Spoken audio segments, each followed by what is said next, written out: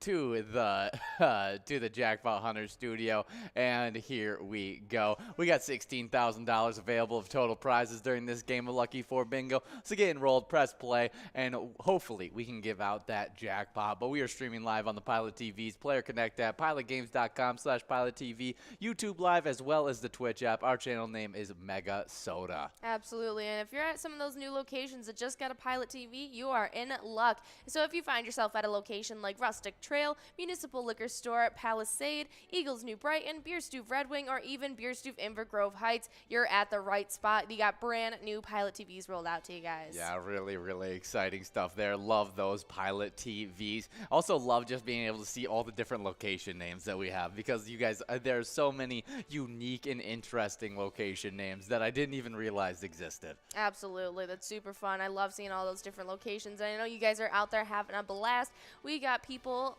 past that first jackpot. Yeah, we can try for this major prize still, though. Doesn't look like it's happening, as we've already clicked over. We can get as close as we possibly can, as Julie will have a shot at this jackpot. We'll see if Julie can get that one ball away mark, and it doesn't look like it. We're going to be moving on to a must-go prize of $4. But now we have a bunch of players at that 2-ball away mark. Now 1 ball away for Boo Moon 16. Absolutely. But you guys will have another opportunity at taking home that jackpot right at 6 p.m. after we go through those 23 games of the $1 of Jackpot Hunter. Oh, there's Trisha Fred. Say hi to Fred Trisha for us. Definitely a great player out there. We'll see who could take home this this $4 must-go prize. Do you have a lucky number that you think is going to happen? I couldn't tell you. All right, I'm going to go N40. That is going to be my lucky number for today, and it just went out, and so I was not correct. All right, I'll go G52. G52? Okay, we'll see if that can work out. I'll re-guess I-24. Okay. That's going to be my guess now. We'll see if that can happen for us. But we did give out quite a few jackpots over yesterday. Making the last 7 days, we've given out 28 jackpots for that week. 502. Just got into that 500 mark yesterday in this season 11. Definitely a great season so far. But before we get into those 4 winners that won on Wednesday, we have a... Dang, I was hoping that we were going to have a winner. But we do have a lot of players. Oh, there's Trisha Fred and Fred Trisha competing at that 1-ball mark. But we got Lucky. There it is. Yeah, Greg P., Tommy, Nick, ALF.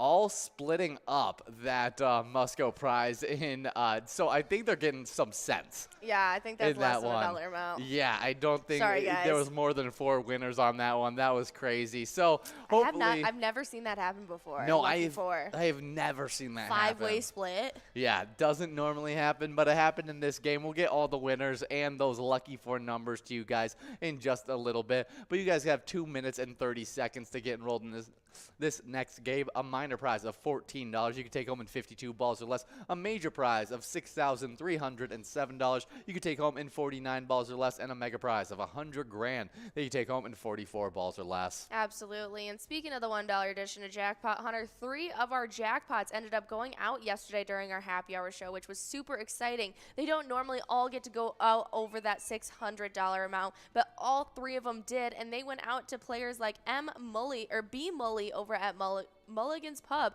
who took home $662. We also gave one out to Funk over at Carboni's Pizza CR Billiards, who took home $767. And then we gave out that final one on yesterday's $1 edition of Jackpot Hunter, who went out to Murph over at Johann's Sports Bar 2, taking home $733. But we ended up giving out one other jackpot, the biggest jackpot of the day, and we actually got to hand that out. Yeah, it went out to Minnie over at Elsie's Bar and Grill in Minneapolis, taking home $1,386. Definitely some great stuff there for all those players. But I've heard you and Will. I would have said Joanne's.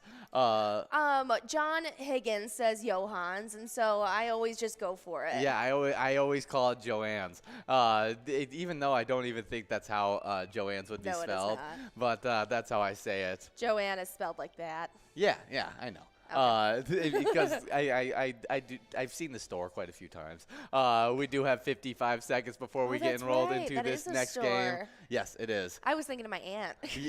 No, I'm thinking of the store. But it's just how I say it. But good job to all those players yesterday taking home some jackpots over $600. Hopefully we can do that during today.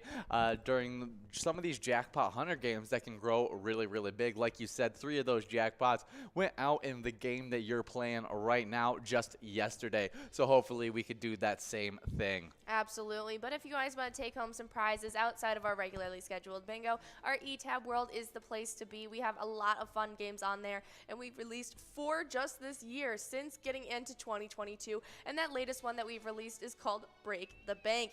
I know you guys are out there trying it. It's super fun. You can definitely check out that banker bonus round and see if you can pick a lucky safety deposit box and earn some huge prizes. Yeah, I love Break the Bank. It's a blast of a game. You guys could take home some really good cash. And plus, it's a fun theme. It makes you feel like you're in a virtual bank robbery and you're about to steal some really, really good cash. But you're going to be earning that really good cash. And you guys could stay up to date on all those new e-tabs that we release on our Facebook page. Absolutely. Search up Pilot Games and you'll see our logo. Click on that and you'll see weekly bingo schedules, event details, reminders, big progressives, player pictures, and so much more. You can also click on that website link, which is our link tree, which has links to bar locations, other socials, and so much more. Absolutely. It's a lot of fun, and it's a great resource, especially if you're new to Pilot Games. You can find any information you need on that page, and if it's not there, you can just give us a holler, and we'll get back to you as soon as possible with that answer. But we got players 15 balls away like Irby as well as Jinx. Yeah, definitely some great stuff there. I don't even I was wondering, Jinx looked kind of funky out there. Yeah, it looks like they said had either capital I or L, maybe a 1. Yeah, I don't know, but Irby is now 13 balls away. We'll see if they can take home this must-go prize of $18, as I don't think that major prize will be going out at 49 balls or less, but we'll see if it can happen. There's Jordan, Jesse. You get mistaken as Jordan sometimes, don't you? Yeah, I do. just because of the Jordana name. Whenever you got, what were all the funny readings of your name that you got while you were a kid? I've gotten Jordan. I've gotten Jordiana for some reason. I've gotten Jordana. I've gotten Georgina. I have gotten. It doesn't even have another J in it. I have no idea. Georgina. Yeah. Ah. You tell me.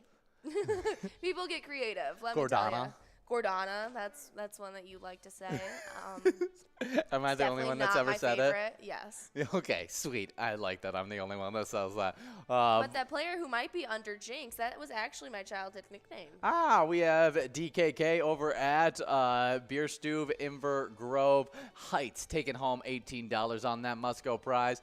Good job, DKK, and now we are getting enrolled into this next game, game number 2 of Jackpot Hunter. But before we get into that, we did get all the winners from that Lucky 4 bingo, including the lucky numbers. That's right. Those lucky numbers we're looking out for are on game number 4 and game number 7, and those other 2 lucky numbers are 69 and 70. Oh yeah, but what about the players?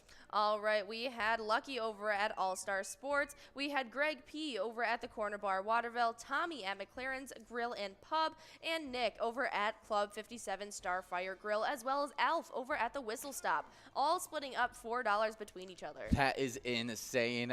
Everybody was trying to get that $4 must-go, just couldn't quite do it. But we now have 1 minute and 50 seconds before we get enrolled into this next game. So get enrolled, press play. We have that minor prize at $41, 52 balls or less to win. Major prize of $6,328, 49 balls or less to win, and a mega prize of $100,000 that you could take home in 44 balls. Yeah, all those players in that Lucky 4 bingo game are taking home about 80 cents on that one. 80 cents. That's, yes. Hey, you know, cash is cash. That's your cut.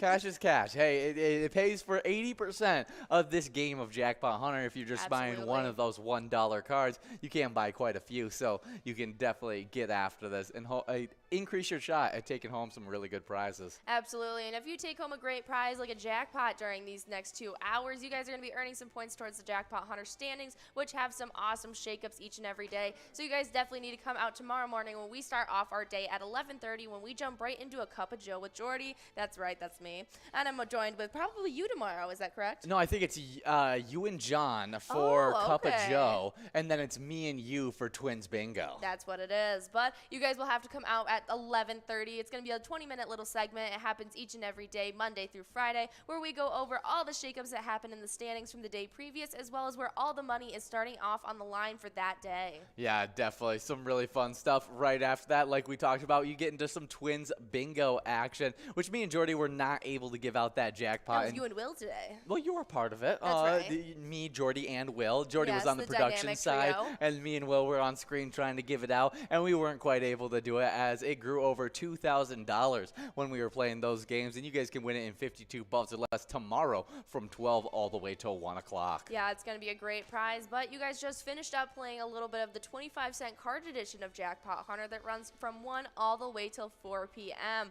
As we saw, that was a minor still left on the line during that final game, and so that's going to be rolling and growing over till tomorrow, where you guys will have another shot at it. We also have that major as well as mega always on the line for you guys, ready to go out and get in your pocket. Super fun stuff, but I see brother Nate out there getting after it. They're still 21 balls away, so we'll see if they can creep closer as we get after these jackpots. We have a must-go of $17.20 in this game, but after those Jackpot Hunter 25-cent edition that runs from 1 all the way till 4, you get into the happy hour, what we're playing right now, and we got that started off with some Lucky 4 bingo at 4 p.m. We were not able to give out that jackpot, and it continues to grow, closing in on $16,000 as we got into the day at $15,978, and should be only bigger as you guys have another shot at it at 6 p.m. But before we do that, we have a bunch of games of Jackpot Hunter $1 edition that we got to play. That runs from 4 to 6 every single day. We run 23 games of it. We're already in game number 2,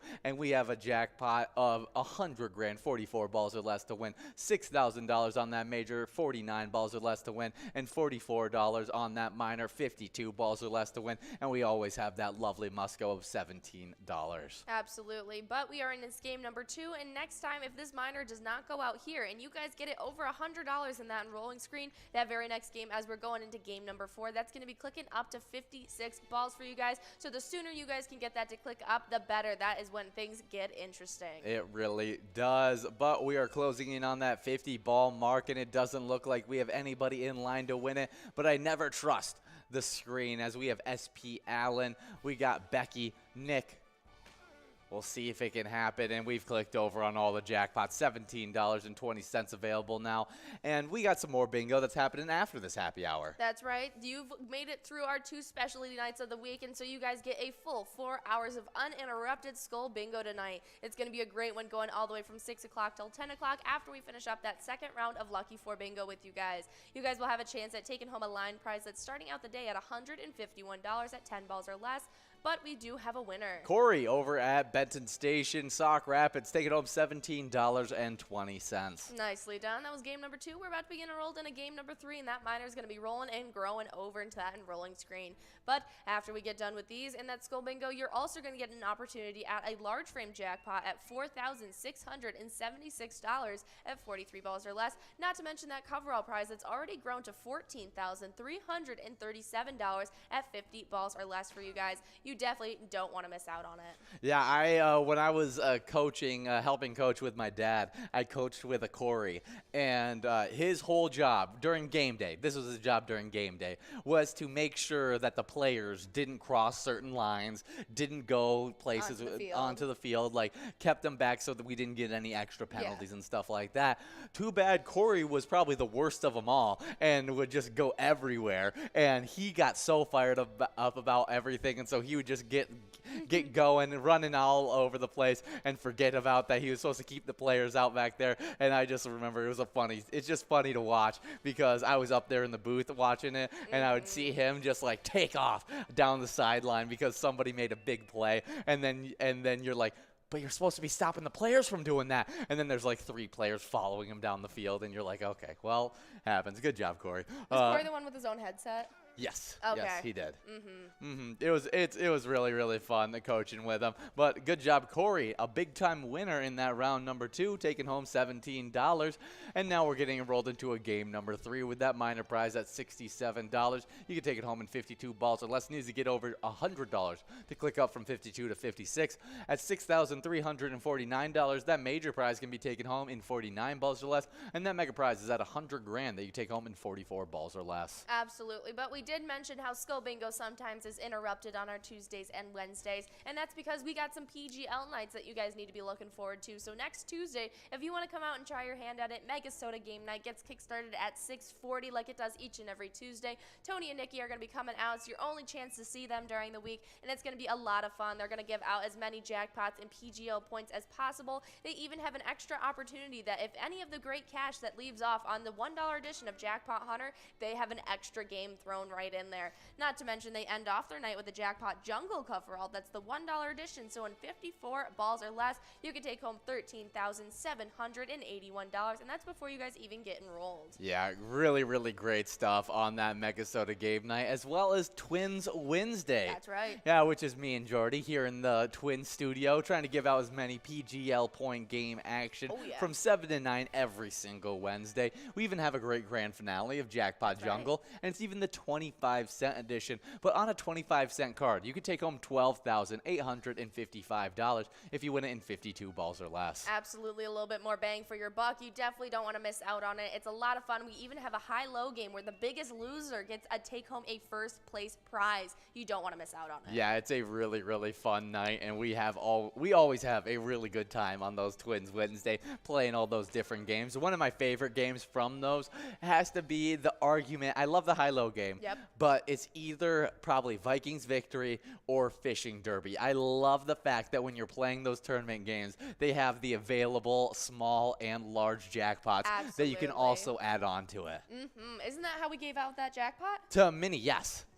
Yeah, it was the I forget which jackpot it was. It was in one of was it in the? It was in Vikings victory. Was in Vikings victory. Well, good job, Mini, getting a win during that Twins Wednesday. We've been having a blast all season long. It's hard not to. Oh yeah, they're really, really fun, especially with our Twins playing as good as they are. Oh yeah, I like our fishing derby game. Ooh, that's a really, really good one. I like when we can go out on the water and we see people dancing on the island. You know, I can't wait till we get our keys back because Tony took our keys. And I've only been on the four-wheeler once, and it was kind of weird. Exactly, and so now we don't have the keys to the boat. We don't have the keys to the four-wheeler. I feel like we're in the shed right now, and we just can't. We need to figure out how to get out of it. You know, get the keys back and be able to go join you guys on the lake. It's definitely fun when we get to do so. Absolutely. But speaking of fun, we do have some fun national days to get into. And the first one, I think, is a childhood fun classic because it's National Paper Airplane Day. On May 26th, each year, National Paper Airplane Day honors the simple aeronautical toy that has been around for thousands of years. Absolutely. This was a household thing. We were constantly in competition trying to see who could make the best one. We used to have a long corridor in my childhood home, and so it would be the perfect airway, and so it just worked out beautifully. But we do have a winner. Nick over at Club 57 Starfire Grill, taking home $19.80 on that one. Good job, Nick, in this game number 3. Now we're going to get enrolled into game number 4 of Jackpot Hunter. Absolutely. But we are talking about who was the best at folding paper airplanes in your family? I gotta give it to him, my brother. He was really big into origami and folding paper in general. Okay. And I just was like, for fun, I was like, oh, you're making paper airplanes, I'll make one too. But he was definitely the one who took the science behind it. I'm surprised you never got into origami. That feels like a hobby for you as a kid. You would have enjoyed that. I was very much into coloring and clay, and I was really into clay. I used to get the air drying clay things all the time, and I would just make little things. See, because I could totally picture you and your grandma folding origami together in that very, very. How would you call the style of their home? In their den. Their home, just in general. They have a very oriental feel to their home. They have imported a lot of things of Asian furniture, art, culture. They have it really embraced around their entirety of their home. Yeah, and with origami being a kind of a big part of that culture, I'm just surprised that you never sat down with your grandma folding up origami. I wish I could have, but my grandmother had really poor hand motor skills. Oh, okay. And so she could never actually do like the crafts with me. She could sew. She would always sew me things, and That's that was like awesome. her way of being artsy and crafts and like getting to be a part of the things I did. And so she was really big into that, but unfortunately, she was not able to do like the really like small things, you know, like. But it was still a lot of fun. They always supervised and were always there with us, right alongside of us. That's while awesome. We were doing whatever it was. Yeah, I was definitely not the best paper airplane folder. Not my thing. Yeah, now I really enjoyed origami. I was really good at origami for a long time. Like I could make all sorts of different things. I can't anymore, but I even had like I bought myself my own booklet with all the special papers that come in and stuff like that. And it was an absolute blast. But the person who was best at making paper airplanes was Ben. Ben, he doesn't surprise me. Now where I bought a book of origami, he bought a book of paper airplanes. Really? And so he had a whole in-depth book of how to fold a bunch of different paper airplanes for different uses. Like they all had different things that they did well. That's cool. And so like some would like glide well, some were meant for flying straight, some were like, oh, it won't fly straight, but it will go a really long distance. And he tried a bunch of them, and he was just really he got it down pat and got really good at those paper airplanes. Yeah, that's super, super cool. Yeah, even Hunter, he was really into origami, but his favorite thing was getting those books that you could get the traceable paper, and then he would like do like the sketches of all those little caricatures and stuff. Ah, that's really, really cool. Well, we do have some fun paper airplane facts. As the biggest paper airplane on March 2012, Pima Air and Space Museum launched a giant paper airplane, possibly the largest paper airplane ever made, across the Arizona desert. The plane was about 45 feet in length and weighed about 800 pounds. And I think we might have even talked about a bigger one that broke that record in 2013. Yes, we did. It had a wingspan of 59 feet, and it ended up flying a distance of 59 feet. It was a giant papier-mâché airplane of sorts, and it looks like they had a bar crane that had like brackets coming down. It would lift it up, and then it would let it glide. That is crazy. It seems like a whole team of people made this possible. That's super, super cool. At 2,703 feet, the paper airplane was released, and it glided for a few seconds at close to 98 miles per hour in this 2012 this 2012 paper airplane. Say, it's 800 pounds. Of course it picked up speed quickly. Yeah, it then plunged to the earth with a dramatic crash landing. It was made of paper, as we know, rather than made of falcon board, a type of cardboard. Actually, we have an update as of 2021 in the Really? Guinness Book of World Records. John Collins shares exactly how he folded an paper airplane, officially breaking the world record by 19 feet and 6 inches. He ended up making one that was 69.14 meters, making it 226 feet and 10 inches. We do have some winners in this game number 4, as we have Brother Nat and Elmer Fudd splitting up that must-go prize of $24.80. Brother Nat at the Chart House and Elmer Fudd over at Neighbors on the Rum. Nicely done, guys. That was game number 4. We're about to begin enrolled in a game number 5 already. Yeah, already game number 5, and we have 2 minutes and 13 seconds to get into this game with that minor prize already over $100. You only have one more game to wait before it clicks up from 52 to 56. Definitely exciting stuff, and try and win it right now before it does so. That major prize is at $6,400 in 49 balls or less, and then the mega prize of $100,000 that you take home in 44 balls or less. Definitely get in the next minute and 50 seconds. Yeah, but that miner's officially over $100. This next game is going to be clicking up to 56 balls for you guys. Exciting stuff, but we got the longest distance it's flown, and I don't know if any of these are fully up to date, but they're fun to talk about. And a Guinness World Record. Oh, yeah, that's the one that I was just talking about, John Collins, who made it go about 226 feet. Wow, 226 feet and 10 inches, meaning 69 meters. John Collins has been folding, designing, and flying paper airplanes for over 40 years. He has been trying to beat the previous long-distance record for the last 4 years. Collins said that it is the most technical plane I've ever made, and that science is incredibly important. Absolutely. That's really cool. The previous record was 207 feet and 4 inches. All right, yeah. He added almost 30 feet.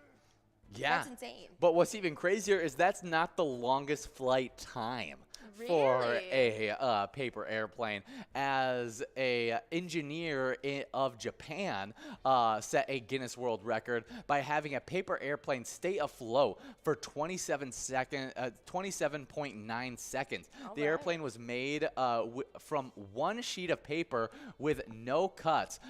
The previous world record for the longest flight was held by Ken Blackburn in 1998. The paper airplane was afloat for 27.6 seconds. Only 0.3 seconds difference. It was that close. That's insane. I feel like we need to have a paper airplane contest now. Yeah, I want to. I love paper airplane contests. I feel like it's only fitting. I always think about The Office. They have a really fun paper airplane contest episode where they all compete in it. Oh, The Office, the show? Yes, the show. It was really, really funny, and so I always think of that when I think of paper airplanes. But they're super, super fun. Paper airplanes in space. That's a thing. Really? And it's not just fun and games. Japanese scientists hope to launch paper airplanes from the International Space Station. The chemically treated paper airplanes have been tested in a supersonic wind tunnel, and they have survived Mach 7 speeds and over 400 degrees Fahrenheit. Approximately 30 airplanes, each less than 3 inches long, will travel through space and enter Earth's atmosphere and probably land in the oceans. There is no tracking, guidance, or a retrieval system. If the paper airplanes survive re-entry, it is up to the everyday people like you to retrieve and return these paper airplanes to the scientists. Instructions are printed on the airplanes in 10 different languages. I actually love this. This is awesome. I think that they should do more than that. I think that they need to do it and make it try and land all over the world. Like, that just would get be great. Everyone in on this paper airplane scavenger hunt. That is insane. Put a big reward on them. I was gonna say, do you get a prize for finding one? That's what I want. Like, if you're offering like a few $1,000s for finding these paper airplanes. I mean, you're making history. You found a paper airplane that landed from space. Exactly. That's why I only need a few thousand for me to really commit to this. Nothing too crazy. Exactly. Maybe like $5,000. Hey, it's a government experiment. I would expect a little bit more from it. Yeah.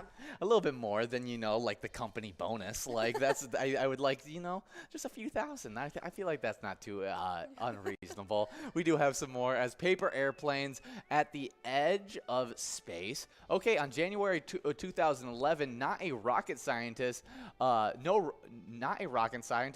a problem. Paper airplane enthusiast Joel Vetch flew a weather balloon up for over 20 miles. When the weather balloon burst, 20 paper airplanes were launched from the edge of space. Each plane carried an uploaded message. All right, but we got Nermal over at McCarran's Grill and Pub taking home that must-go prize, $29.80 going in your pocket in this game number 5. We got that miner clicking on over to that next game, and that means that ball count's going to be clicking up to 56 for you guys. Exciting stuff in this game number 6. But there were messages on a Samsung memory card.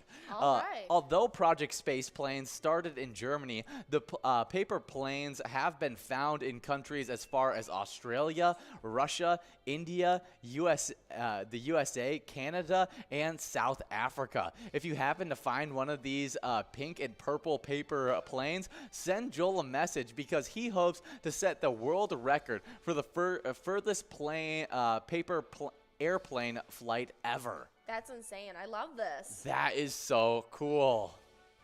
Another air balloon launch of paper airplanes. Okay. Okay, well, just 2 months earlier, in November of 2010, British space enthusiasts Steve Daniels, John Oates, and Lester Haynes launched one paper airplane from space, also using a helium balloon. Their project, called Paris, which is an acronym for Paper Aircraft Released into Space, launched one paper airplane and not a flotilla of airplanes.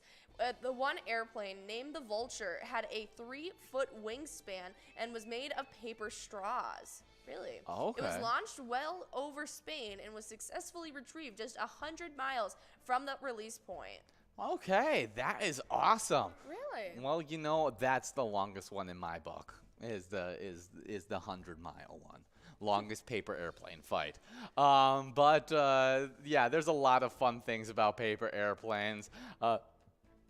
Paper airplanes in art installations, apparently. Amazon.com is not the first to give us motorized launchers. In 2008, Nova Yang. Yeah, Nova Yang had an interactive art installation where participants folded their own paper airplanes and launched it with a motorized launcher in hopes that the planes would pass through the snipping scissors and land within the netting. That's really cool. There's a lot more done with paper airplanes than I ever anticipated. No, I really did not expect all the fun facts that we were going to be able to find about these paper airplanes. Absolutely. Now I feel like I need to get a little bit more of an education before I fold a paper airplane. I know. I feel like I got to be better at it. I'm disrespecting their life's work kind of thing. Absolutely. And speaking of life's work, I just want to give a little shout out to the man who designed and made the first one, Jack Northrop. Yeah, that's really cool. I can't imagine making one of those. And how fast is a paper airplane? Well, paper airplanes are designed to maintain stable flight even at gusts of wind up to 100 miles per hour. The planes were equipped with, I don't know what paper airplane they're talking about. It's really cool stuff. Definitely some fun things on this National Paper Airplane Day. But we got 20 balls dropped in this game number 6. We have that minor prize at 56 balls or less. Hopefully we could give it out in this game right here. If we don't do so, we'll be giving out that $35.80 must-go prize, as I already see some big-time players out there like Jim Rocks, Chicken Man, and a jackpot winner from yesterday, Funk. Absolutely. Nicely done, guys. And we'll see if we can give out this minor in this game. But we have one other national day to get into, and this one I'm pretty excited about. It is National Blueberry Cheesecake Day. And on May 26th, 2 of the calendar's favorite foods come together on this National Blueberry Cheesecake Day. We've scattered blueberries and cheesecakes throughout these pages in scrumptious celebration, but one day a year they join forces in perfect delicious harmony. Yeah, love a little bit of cheesecake and blueberry cheesecake. One of those classic editions of the cheesecake. Absolutely. Now, Will gave his opinion on the crust of cheesecake, and he was saying graham cracker crust, no matter what. Are you in that same boat? No. It depends on the pie. I completely agree. With cheesecake? With cheesecake, though. Again, it depends, because if it's a vanilla cream cheese based cheesecake with fruit, it's definitely graham cracker. Okay. But if it's a chocolate, red velvet, anything of that sort, more decadent, rich China cheesecake, I want that Oreo butter crust. Oreo butter crust. I've never actually had Oreo butter crust, to be honest. It is so good. It's basically all it is Oreo and butter. You just crush it up, make it all beautiful. Super tasty. Absolutely. But we do have a winner, as Mark as well as Bob are splitting them up. Mark's over at Ray J's in Woodbury, and Bob is over at Wild Woods Sports Bar and Grill in Rochester. You're both splitting up $35.80 going between the both of you. And I think in this next enrolling screen, we'll be able to get that minor over $200, meaning that as we get into this game number 7, after game number 6, it's going to be clicking up to 60 balls for you guys. Yeah, definitely great stuff there. in game number 8, it will be clicking up from 56 to 60 balls or less. Aren't we getting enrolled in? Oh, that was game number 6. Yes, you are it was. correct. Yes, we're getting enrolled into game number 7 with that minor prize already at $230. Should be going out pretty quickly. And so try and get it out before it clicks up from 56 to 60 balls or less. 1 minute and 50 seconds to do so. Absolutely. But do you have a favorite kind of cheesecake? It really depends, I gotta tell ya. Really? Okay, so I actually haven't had that much cheesecake in my life. Okay. And so probably white chocolate raspberry. White chocolate raspberry. It's the only kind of cheesecake I've ever tried from the Cheesecake Factory, and it was probably the best cheesecake I've ever eaten. Yeah, that sounds really good stuff. It was really good. But how about you? Mine has to be like a chocolatey cheesecake. Oreo. You can do the peanut butter cup one. Yeah, something like that. That has to be my favorite style of cheesecake. Delicious. As I too Maybe like a turtle that has like the chocolate and caramel and stuff. Yeah, that would be super tasty as well. I just don't eat a lot of cheesecake, and so I don't know them too well. Yeah, my mom, that is like her favorite dessert. Really? Cheesecake and carrot cake. The Really? 2 desserts that I don't personally go after myself. Really? Yeah.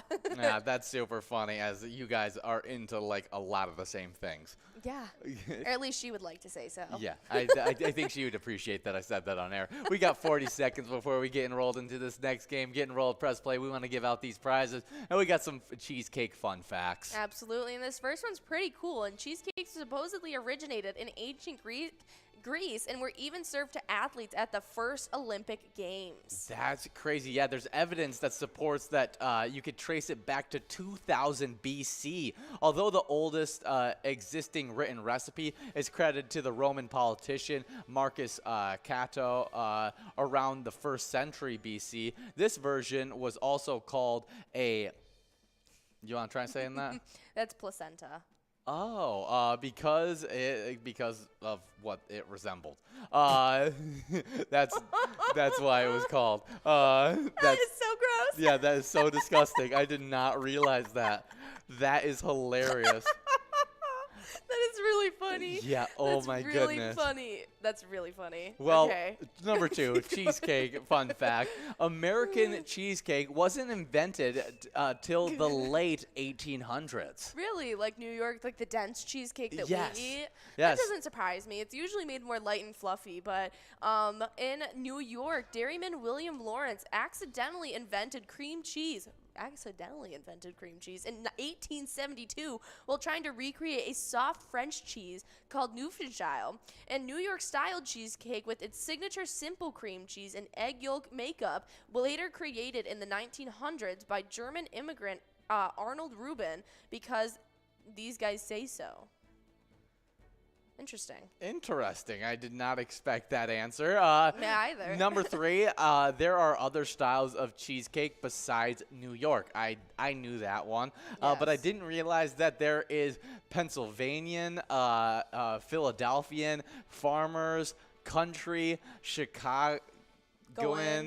Asian, Australian, German, Italian, Dutch, Greek, Brazilian, Colombian, and probably dozens more that exist. Okay, so it seems like different areas and regions have different takes on cheesecake. Yeah, I didn't realize that. I always thought they were generally the same kind of thing. Did you know you used to be able to buy cheesecake flavored postage stamps? Like when you lick your postage stamp? Yeah. It was cheesecake flavored. That's an interesting choice. Sure, they were from the Austrian Postal Service, but Haagen-Dazs still once made flavor-infused stamps, which included cookies and cream, macadamia nut brittle, and strawberry cheesecake. Best part? 0 calories. Gotta love Haagen-Dazs. Yeah, they're awesome. They are awesome. Always creating those great sweets. We did click over on all these jackpots to a must-go prize, and now $51.20 is going out to Normal over at McCarran's Grill and Pub. Nicely done. That was game number 7. Yeah, already game number 7. Game number 8 now. Yeah, that minor prize is going to be clicking up from 56 to 60 balls or less. Absolutely. The price while ordering a whole cheesecake from the Cheesecake Factory lineup is almost $400. Really? I did not realize that. That is But they do have 33 33 or more different flavors to choose from. It's ridiculous. Yes, there is. Super tasty. And the world's most expensive cheesecake isn't even served at a restaurant. It comes from Saks Fifth Avenue? That's a shopping center or a clothing store. Really? Yeah, it's like a consignment store. And it looks like a pile of Christmas presents, literally made from the triple blend of mocha flavored cheese and encased in chocolate shell. The festive two-stack runs $300 per cake. That is insane. Saks Fifth Avenue is like a New York. I don't even know what other locations they have. It's like New York, LA, maybe Miami. That's so interesting. I'm surprised that has the most expensive cheesecake. Well, if you're at the bar and you want to try this, a cheesecake shot consists of vanilla schnapps and cranberry juice. That doesn't sound bad to me. I'd be willing to try it. Yeah. Also, fun fact, cheesecake Kit Kats exist, and you can actually buy them on Amazon Prime. I just saw blueberry, it might be blueberry cheesecake Kit Kats. Really? Don't you remember? I think I told you about them. I don't necessarily remember. Oh my gosh, I think that's literally what I just saw. Yeah, look that up while I talk about this next Cheesecake Day. There's a lot of questionable inventions, including when it comes to cheesecake. It is. Oh, it is? Absolutely. I just saw an advertisement for it, and the people that had tried it said it was literally the best Kit Kat they'd ever eaten. No way. It's better than the original, better than white chocolate. They said this is the best Kit Kat flavor they've ever tried. Well, I guess I'll have to try at some point. I need to try 'em too. But speaking of crazy cheesecake invention, Okay. there's garlic flavored cheesecake. You got Foie gras. foie gras. Foie gras is frog legs. Flavored cheesecake. Okay. Yeah, there's a lot of bad tasting cheesecakes out there, and some of them include some of the craziest things you'll ever think of. Yeah, that is very weird. But the Guy Fieri Cheesecake Challenge in Vegas is a quarter slice of chocolate swirl cheesecake topped with hard pretzels, potato chips, and chocolate syrup. That sounds pretty good. It costs $12, and honestly, everyone is complaining about it in this article. Is a pansy. There is no reward for doing it except maybe demolishing something that kind of looks like Guy Fieri's head. That's a funny way to put it. No, that's awesome. I want one. I mean, I don't necessarily want the $12 version of it just to say that it's Guy Fieri's Cheesecake Challenge, but I would totally take a chocolate swirl cheesecake topped with hard pretzels and potato chips and chocolate syrup. That sounds pretty tasty. I mean, you ever throw that salty snack into the chocolate, it usually is pretty good. Have you had the Ben & Jerry's ice cream that has the chocolate-covered potato chips in it? No. I can't remember what it's called, but there's one that has chocolate-covered potato chips in it. Yes. That doesn't. You see, I don't know They're why like that little- sounds decent to me, but then the ice cream sounds. No, because you can't tell that it's a potato chip. It just tastes like chocolate with a little bit of salt. Oh, okay. Like the entire thing is coated in hard chocolate. That's awesome. Mm-hmm. That sounds super tasty. Well, happy National Cheesecake Day. Definitely some great stuff on today. It's National Blueberry Cheesecake Day. So maybe get yourself a blueberry cheesecake Kit Kat. Absolutely. I did look up the top selling cheesecakes at the Cheesecake Factory if you'd like to talk about those flavors. Let's hear those. Rapid fire them at me. All right, we got the fresh strawberry cheesecake. That's the #1 bestseller. Classic, tried and true. You know it. You love it. There's also the peanut butter cup fudge ripple cheesecake. That's got your name written all over it. All over it. We got the classic original cheesecake. A little boring for my taste, but if you're into that classic OG kind of cheesecake, original is your flavor. Then there's mine that is the white chocolate raspberry cheesecake. That's the one I've tried. It is delicious. Should be their bestseller. I promise you. There's also the Oreo Dream Extreme cheesecake that sounds delectable. There is the Ultimate Red Velvet Cheesecake, which sounds awesome as well. But we do have a winner. Yes, Tara Joe over at Monty's Sports Bar taking home $102 on that one. Missing out on the jackpot by $1. I mean, not $1, one ball. So close, Tara Joe. And that means that jackpot is going to be continuing to grow into this next game, as it should be clicking up from 60 to 64 balls or less. And if you win in that same ball count, Tara Joe, you'll be taking home this great jackpot. Absolutely. Look at it. It's almost $500. Oh my goodness. Yeah, almost $500 on the line. That's awesome. But other than the red velvet one, there's the lemon meringue cheesecake and also the chocolate tuxedo cream cheesecake. Interesting. Super, super tasty. I could get behind a lot of those cheesecakes. Absolutely. As we only got 2 minutes to get enrolled in this next game. $509, and it continues to grow. That you could take home in 64 balls or less. A major prize of $6,710 that you could take home in 49 balls or less, and a $100,000 mega prize. Absolutely. And you got just under 2 minutes to get enrolled. And those were the last of our national days. So maybe fly in a paper airplane and try some blueberry cheesecake today. But we do have some Twins news, and they are 27-17 right now. Yeah, and Jeremy Calderion, hit a tie-breaking 2-run homer in the 10th inning after Harold Castro went deep twice earlier, and the Tigers came back to beat our Twins 4-2 on Wednesday. The Twins had their 6-game winning streak stop, loaded bases with no outs in the bottom half. Michael Fulmer struck out Carlos Carrera before yielding to Andrew Chaffin, who struck out Max Kepler and retired Gary Sanchez on a foul pop for his first save this season. Okay, well, but that's okay. We're moving on. We're going up against the Royals, and they're going up against each other today. And so you guys can expect to see them at 6:40 when they go up against those Royals. But in the meantime, if you want to show some support, you can play at Twins Win, our awesome E-Tab game where you can pick a lucky batter in that home run derby bonus round and win some Grand Slam prizes. Definitely, but we do have some prediction and odds for that game, as it looks like we are a 1.5 score favorite in this one, with the over-under being 8. Weren't we at like a 70% chance or 70%? Yes, ESPN had us around 70% chance of winning this game. All right. Well, hopefully that continues to prove so. Yeah, and so my score prediction of this game will be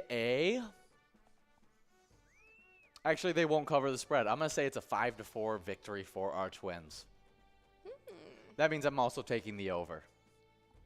5-4 victory? Yeah. Over the Twins? No, over the Royals. Okay. Over the Royals. I Our was gonna Twins say. are winning.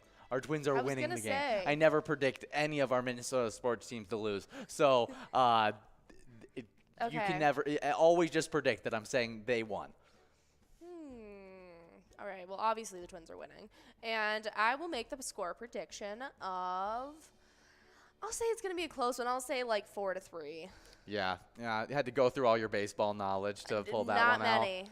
Not much. I was just trying to think, what's a realistic number I can throw out there?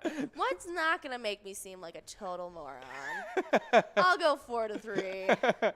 Well, hopefully that can happen. I was pretty close on their last game. You were right on the money. When we won against the Tigers, I was like right there. And honestly, you're probably just as good at guessing those baseball scores as I am. I am so bad at understanding all that. But hopefully our Twins can get the win today at 6:40, and you guys can send some luck by playing the great E-Tab game that Jordy just talked about. Twins win. But we're in this game number 9 of the broadcast, and we're trying to give out this minor prize. We'll see if we can give it out in this game, as we got Squirrel, Trisha Fred, Sherry, Brizo. Yeah, a bunch of big-time players. I wanted to say Marky Mark. Marky Mark? Yeah, but it's Mark Mark. It's Mark Mark. Yeah, they're playing under Mark Mark. Interesting. Yeah, but as I was saying, I tried to say Marky Mark, and I had to stop myself. We got Penn Jeff. We got Elmer Fudd. Are you a fan of Marky Mark? Kind of. Kind of? He's kind of like a hit or miss kind of actor for you? I feel like it's the same thing with like Tom Cruise, Brad Pitt. Like I like them, but I don't actively seek out their movies. Yes. Yeah. Like I appreciate their work, and like I mean Mark Wahlberg has given my dad employment, and so I kind of have to like him. Yes. But I mean, he's cool. I don't really enjoy. I think he does a good job in The Other Guys. I think that is his best acting job he did in his entire career. We do have Fluffy over at Billy's Bar and Grill taking home that jackpot of over $700 going into your pocket, Fluffy. We'll get that entire total to you in just a little bit. $714.80. There you go. You want to talk more about Fluffy? No, I was just saying the $714.80 that they got to take home. Well, good job, Fluffy, getting the win. 2 minutes to get enrolled in this next game. And we have $21 on that minor prize, $6,754 on that major, and $100,000 in this mega. We'll try and give it out again during this game. But if we don't do so, I'm sure there'll be a great prize available as well. As we're about to get into the twiking zone, what you guys earn points for during Twins Bingo. Absolutely. So I'm going to hop right into the player standings as we had a tie being formed up. Pooba over at Brian's Bar and Grill tied it up with Elsa at Titan Sports Saloon. They now both sit in 9th place with 110,000. But in 8th place, getting pushed back from 7th, it's Lucky Tim over at Lakefront Bar with 126,000. Now in 7th place, the player pushing him back, it was Yo-Yo over at Valley Inn, who sits with 128,000. But with 136,000, in 6th place, we got Bobo over at Corner Bar in Goodhue. 5th place sits with GTZ at the Midi with 160,000. But with 168,000, in 4th place, we got Mikey Wins over at Steve-O's. They took home quite a bit of wins today during that lunchtime, so I can't wait to see what shakeups happen. Yeah, we'll see if they can catch up to that next player. Absolutely, and that next player is Sinbob over at Corky's Bar South Haven, who sits in 3rd place with 186,000. But with 202,000 points, in 2nd place, we have Nan over at Corky's Bar South Haven. And in 1st place, we got Scrub Eye at American Legion Fridley sitting with 264,000. Good job to all those players. Let's hop right into the location side of these standings. As in 10th place, we got Main Street Pub in Kimball with 166,000 points. With 216,000 points in 9th place, we got VFW Blaine. 8th place is Carboni's Pizza CR Billiards in Coon Rapids with 220,000 points. With 276,000 points in 7th place, we got our place on 3rd in Faribault. In 5th place, we actually have a two-way tie between some great locations, Steve-O's in Crystal and Eagles Rochester. They both have 282,000 points. With 419,000 points. Yeah, a pretty big jump. In 3rd place, we got American Legion Fridley. Then also in the 400,000 point club, in 2nd place, we got Corky's Bar South Haven with 495,000 points. And then we skip over the 500,000 point club, 600,000 point club, and 700,000 point club because VFW Spring Lake Park has 808,000 points in that 1st place spot. Absolutely insane. Very exciting to see. They got to hit 833,000 to pass up last season's record, so we're going to have to see if they can make it happen. We'll make the prediction that they're even going to get into the 900,000 point club before the end of season 11. Ooh, and I don't even think that's a hot take. I feel like that could very, very easily happen. I know. So, I feel like I got to one-up him, and they're going to get into the 1 million point club by the end of the season. I would love that. I want a 1 million point club finisher in the location side of the twiking zone. Let's try for it. Everybody go play.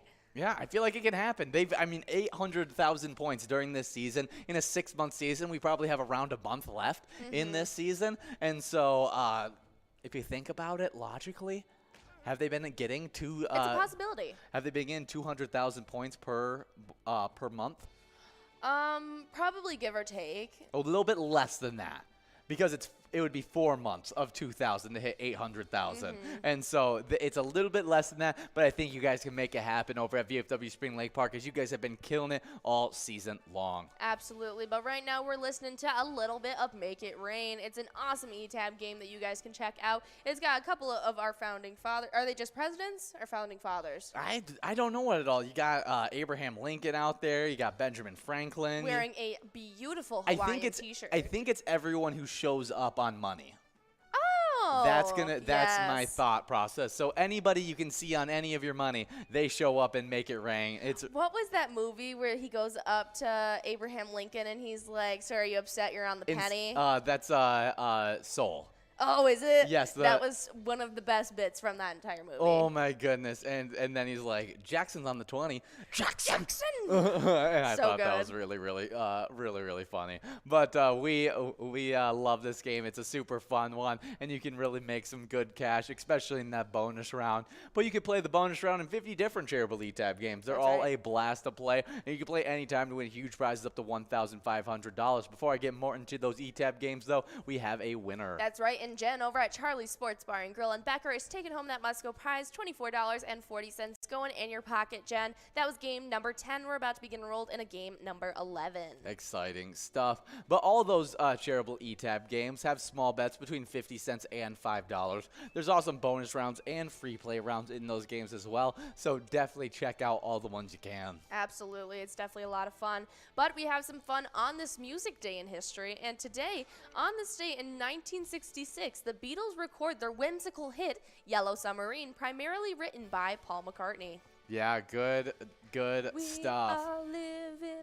a yellow submarine. Yeah, it's such a classic song. The Absolutely. Beatles created so many classics, but Yellow Submarine has to be one of the top up there, as I feel like anybody can sing the chorus to Yellow Submarine. Yeah, definitely. When I was in, I think it was either 6th or 7th grade, and you had to pick between band or choir, you know. And so all the kids that picked choir, all the different hours got different iconic music groups throughout history and did a culmination of all their songs and did a rendition for them. And my class did the Beatles. Ah. And it was a lot of fun. That's really, really cool. Well, the original Yellow Submarine was actually an idea of making a cartoon film about a yellow submarine in 1967 when the Studio United artists were chasing the Beatles for a follow-up to their film Help.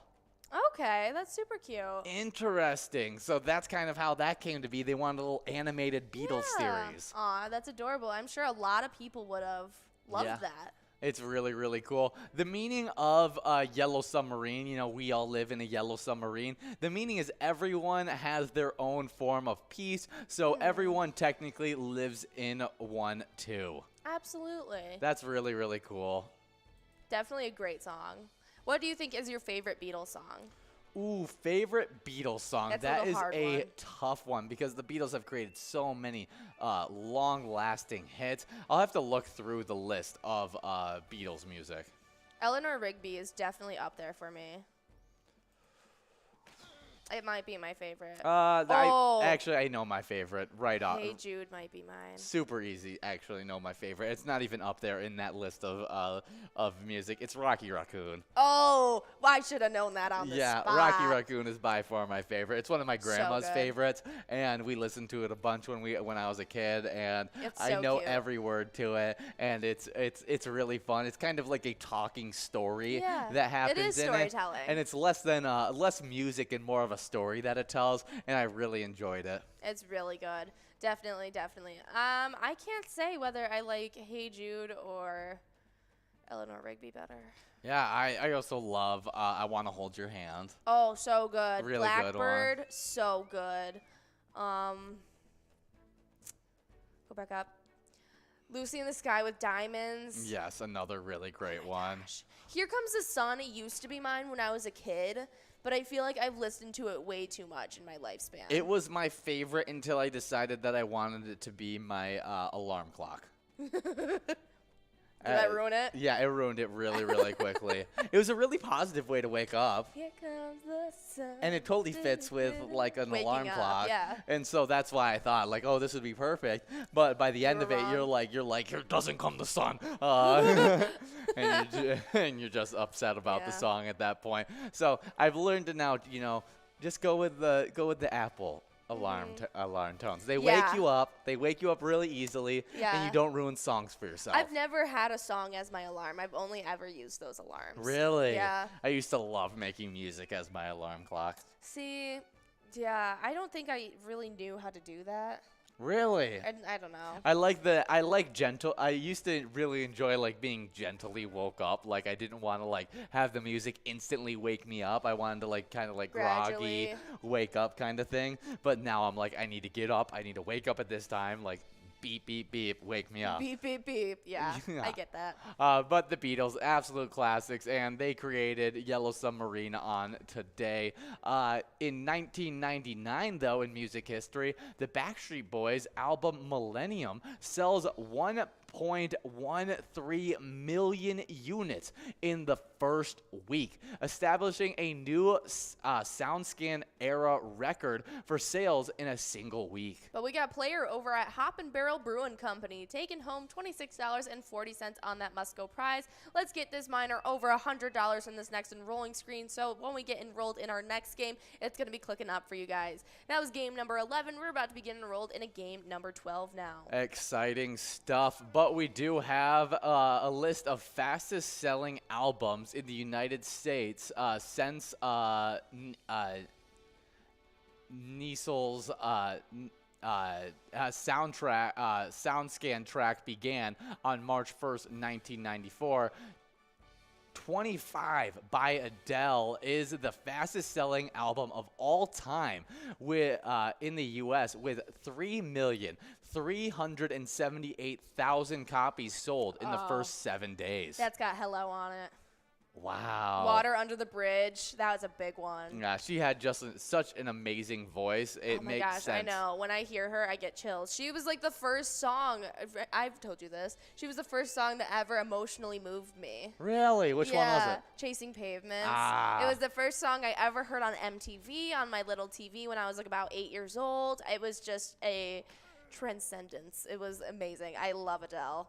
Oh yeah, but actually, one that ended up passing up Millennium wasn't actually the highest selling album for the Backstreet Boys, as Black and Blue ended up passing up their first week sales with 1,591,000 sales. Really? Yeah. In 2000.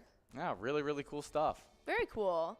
Yeah, I wish I could have had a bigger appreciation for the Backstreet Boys. Unfortunately, I was just a little too young to ever really appreciate them. I like the Backstreet Boys, and I'm the same age as you. It's amazing. They're great. I always get them confused with NSYNC. Really? Yeah. Yeah, no, I don't ever listen to NSYNC though. I don't listen to either of them, to be honest. Which one has Justin Timberlake?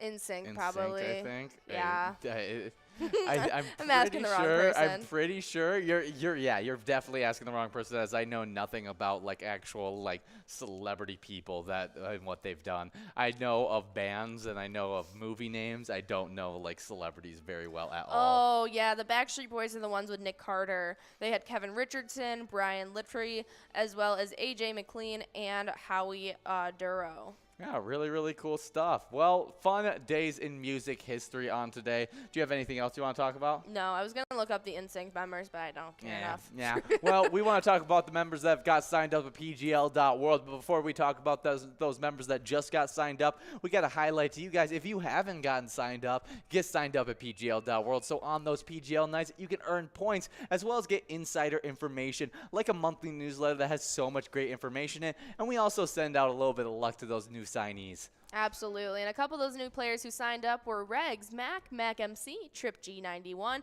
Augustus BD, Kinster 1419, Matt Wald, as well as Strusa 9 and Mist N. Yeah, definitely some great ones. You got a favorite name right now? Strusa 9. Ooh. It reminds me of Streusel. Yeah, I'm going to go with Augustus BD.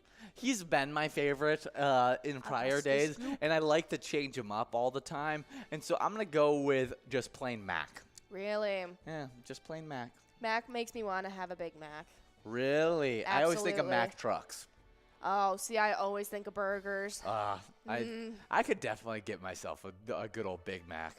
Absolutely. A double quarter pounder or something. Ooh, so good. Large Dr. Pepper. We're talking about the wrong thing right now, as we haven't eaten dinner yet, and we're here on this broadcast, and we're just getting ourselves hungrier and hungrier. Yep. And so I was just thinking about what we wanted to have for dinner, to be honest. McDonald's. That's what I want. McDonald's. Okay. That's what I'm feeling. Cheap Bet. and tasty. Boom. 40. We got 48 balls dropped in this game right here, and in this game we've clicked over $100 on that minor prize. So if we don't give it out in 52 balls, that's what we'll find out in this next ball.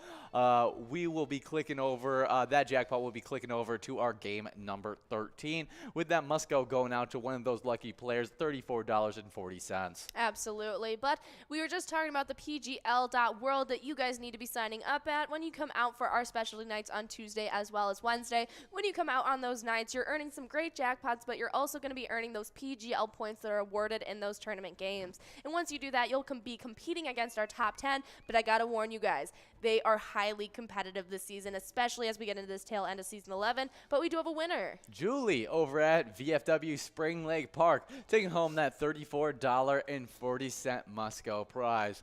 Good job, Julie, as we are now getting rolled into game number 13. And the name Julie has been completely ruined for me because of that Kyle song. Hey, Julie. Got that drip, drip, drip, drip. Is that what he says? Yeah. Oh, I almost never think of that song, ever. Whenever I see Julie out there playing, it makes me think of it. Good job, Julie, getting the win. And now that minor prize has clicked up from 52 to 56 in this game number 13. So getting rolled, press play. You just got 2 minutes to do so. But we were talking about the player side of the PGL standings. Absolutely, and I'm going to hop right in because in 10th place, we start off strong with a Reyes22 over at the Old Town Tavern, who sits with $1,140,000. But with $1,174,000 in 9th place, we got OE50 over at Stanchion Bar.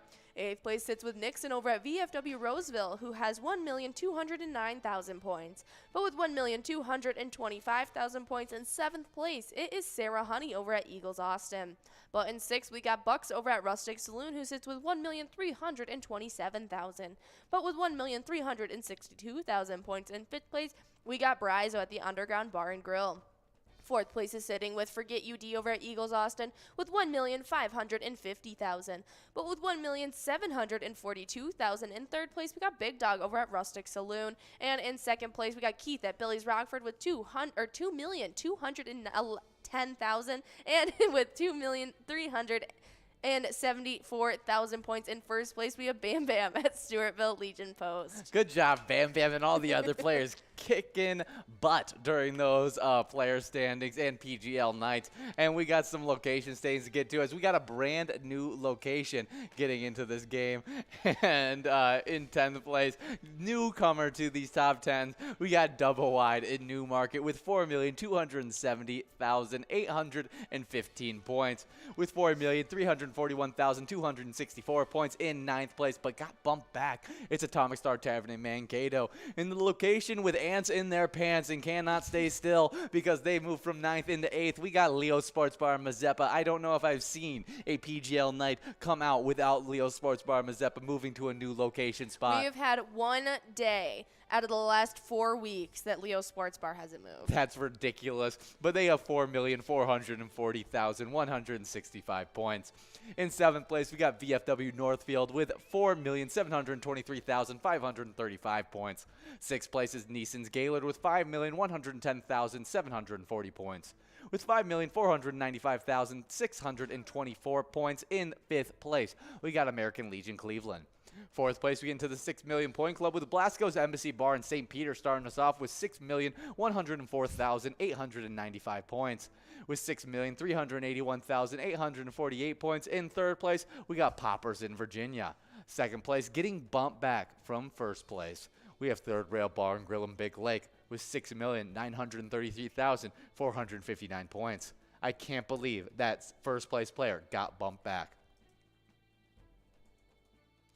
But next up in 1st place, we got Billy's Rockford, the #1 location in these standings in the 7 million point club with 7,204 points. Absolutely insane. We made the call that was going to happen, and so that's super exciting to see. 3rd Rail Bar and Grill did not accumulate a single PGL point this week, and that is absolutely insane. And that just proves that you need that consistent play, especially as we're getting into this tail end of Season 11, if you're going to want to hold on to those standings. Yeah, and I mean, we made the prediction, so I guess it came to fruition of what we said. Yeah. But I was hoping that they would at least get into the 7 million point club. I wanted both of them in the 7 million point club. Yeah, me too. I kind of figured that Billy's Rockford was going to take over, but even on the player standings, Will and I were talking today, and we think that after Tuesday, Keith is going to take 1st place. Really? Yeah. I don't believe that.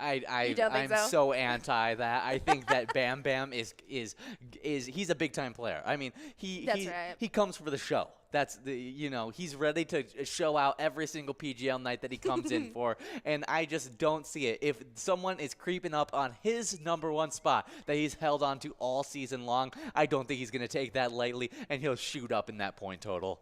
All right, well, we'll have to see what happens. But obviously, things can happen like that with Billy Rockford taking over first place spot. And things can happen like that, like in the NHL playoffs, where we lost in the NHL playoffs first round to the St. Louis Blues.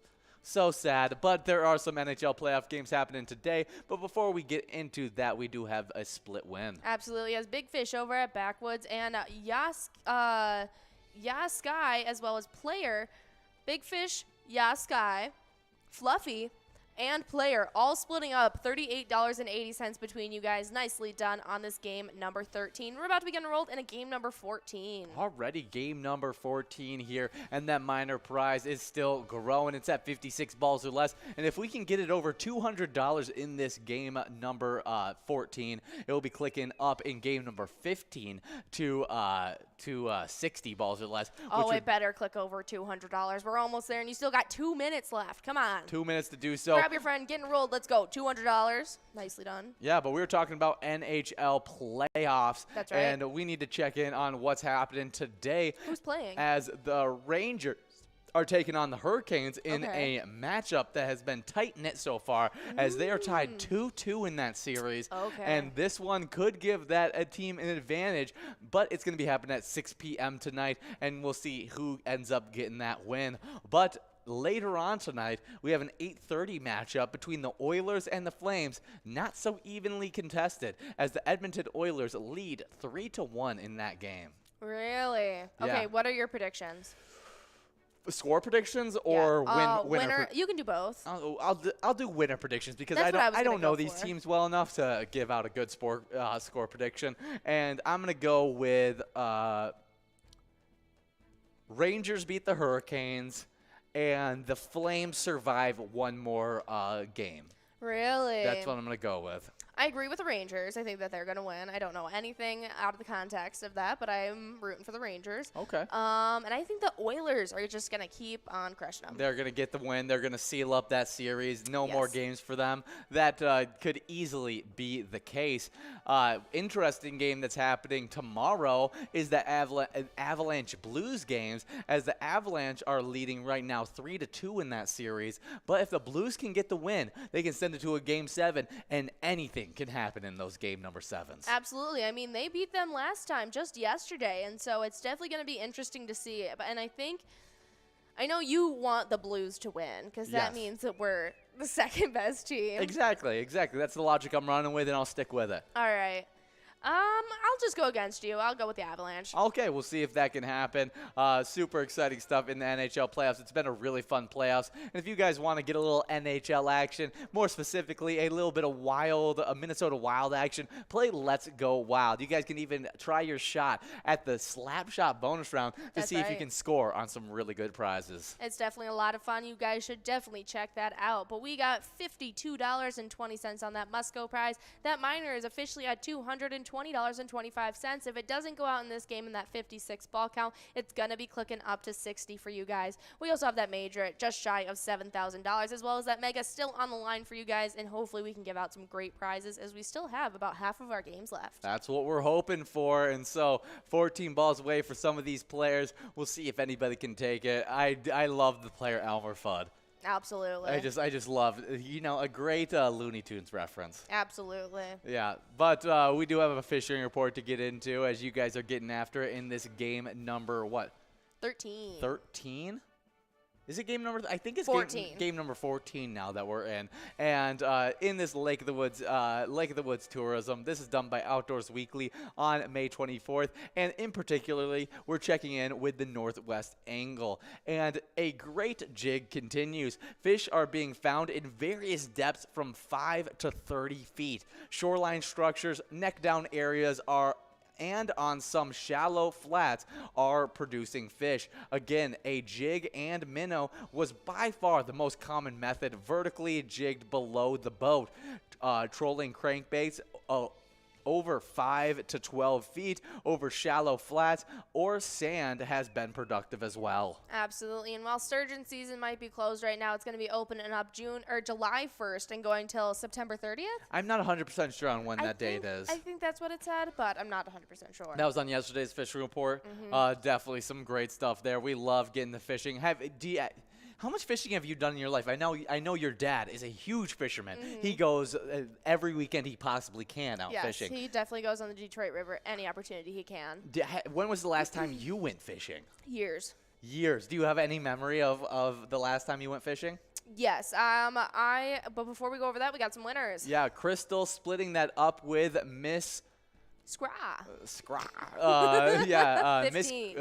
15.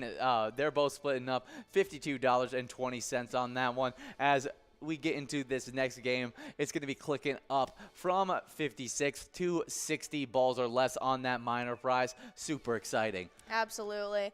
I used to have my own line and lure and everything, and it was a pink little fishing rod. Yes. Loved it.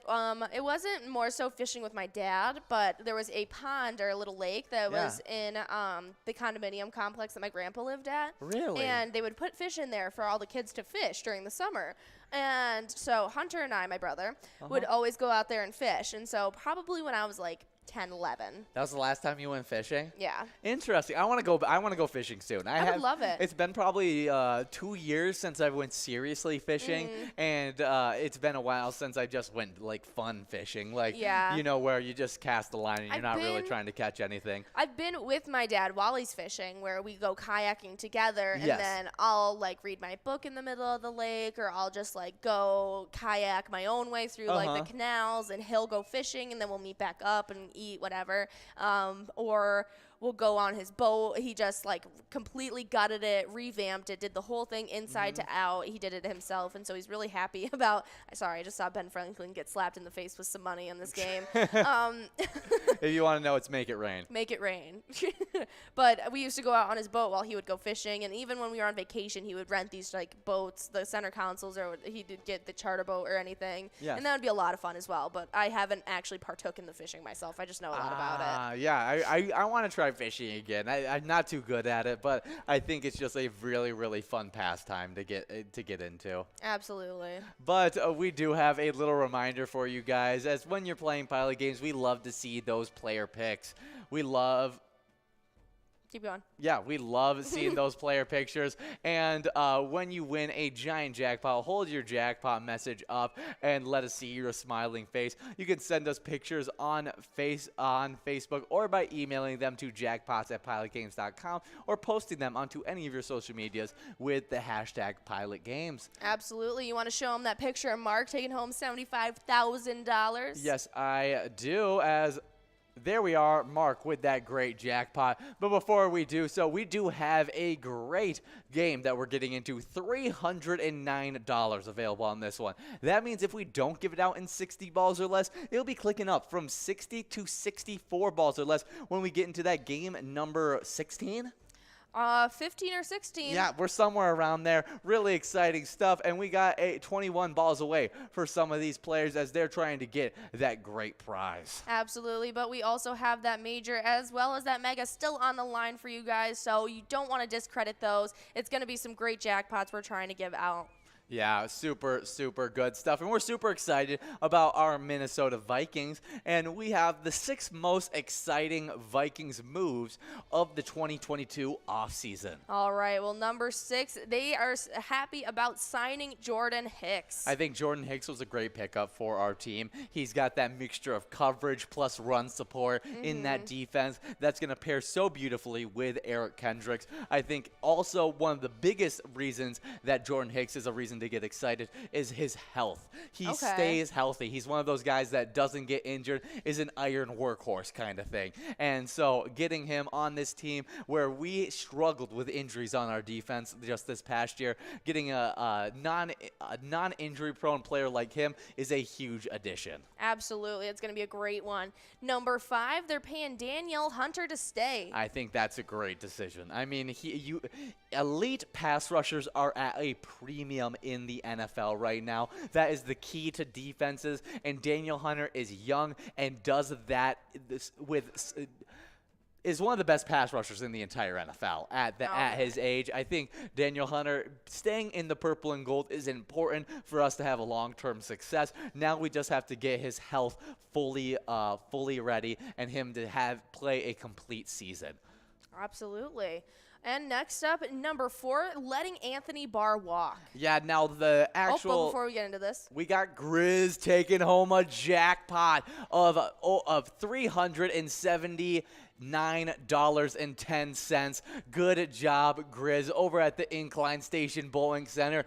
Definitely send in a player pick of that great jackpot, and really good stuff to those players. We're going to be taking a quick break for this next game, and we'll talk a little bit about why we are excited that Anthony Barr walked and all of that, but we'll be right back after this game number, whatever it is. See you in a sec. Steve-O's with 168,000 points. With 183,000 points in third place, we got Sinbob over at Corky's Bar South Haven. Now we get into the 200,000 point club. Because in second place, we got Nan at Corky's Bar South Haven with exactly 200,000 points. Then with 256,000 points, the number 1 player, Scrubeye at VFW Blaine. that is pretty impressive, but I'm going to hop right into these location standings because in 10th place, we start off with Main Street Pub in Kimball, who sits with 166,000. With 211,000 in 9th place, we have VFW Blaine in Blaine. 8th place is Carboni's Pizza CR Billiards in Coon Rapids with 220,000. With 268,000 in 7th place, we have Our Place on 3rd in Faribault. 6th place is Steve-O's and Crystal with 282,000, hopping into a tie between them and Eagles Rochester, also with that 222,000 point marker. In 4th place, we have Corner Bar in Goodhue sitting with 287,000. Then with a whopping 403,000 points in 3rd place, we have American Legion Fridley. 2nd place is Corky's Bar South Haven sitting with 490,000. And then with a whopping 784,000 points, in 1st place, it's VFW Spring Lake Park. Oh, we always have fun during that Twins Bingo, so come out during that lunchtime from 12 all the way till 1 to have your own shot at some big prizes. Hope to see you there.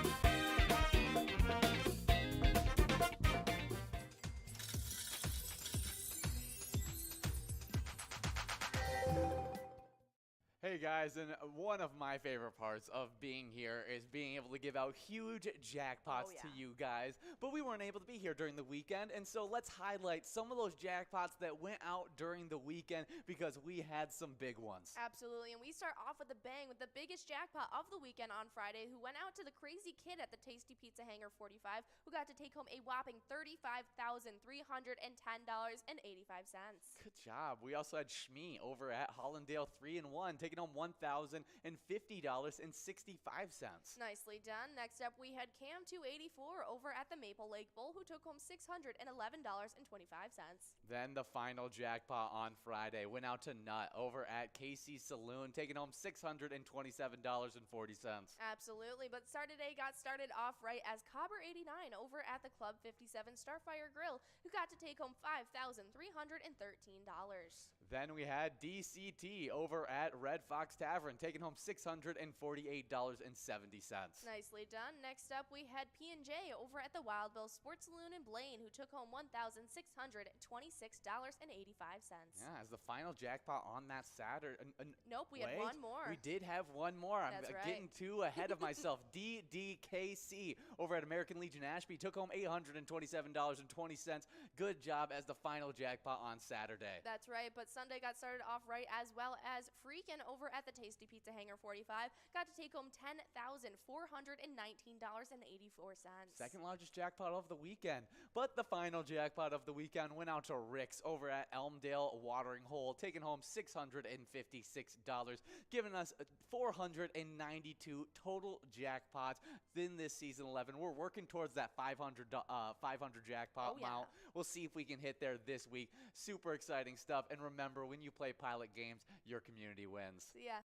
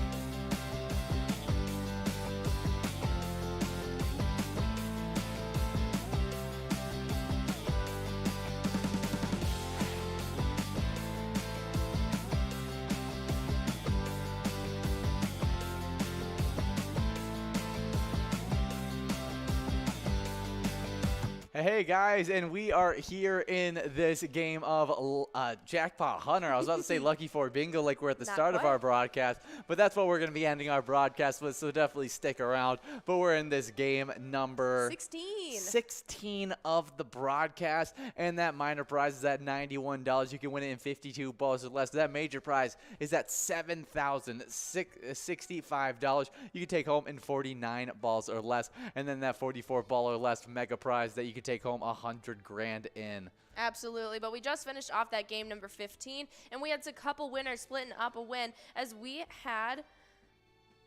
might be on game number 17 now. Ooh, is it game number 17 we're Absolutely. on? Okay. We just finished up game 16, sorry guys, and it went out to CNC as well as winners. CNC was over at the 10 spot, Royalton, as well as winners over at Maple Liquor Store. They both got to take home $17.40 between each other. Well, good job to both those players. But we are here, balls dropping in this game right now, and we're hoping to be able to give out one of these great prizes. I see Devious MC, one of my favorite players out there, playing. But we were talking about some of the most exciting things about the Vikings. We already talked about signing Jordan Hicks, paying Daniel Hunter, and we kind of gave a little preview of the fourth one. Absolutely, and that was that they're excited about letting Anthony Barr walk. Yeah, and Anthony Barr, letting him physically walk was not a exciting thing because he's a longtime purple and gold player, one of my favorite linebackers for the purple and gold for a long time, and it was sad to see someone who was long time with the organization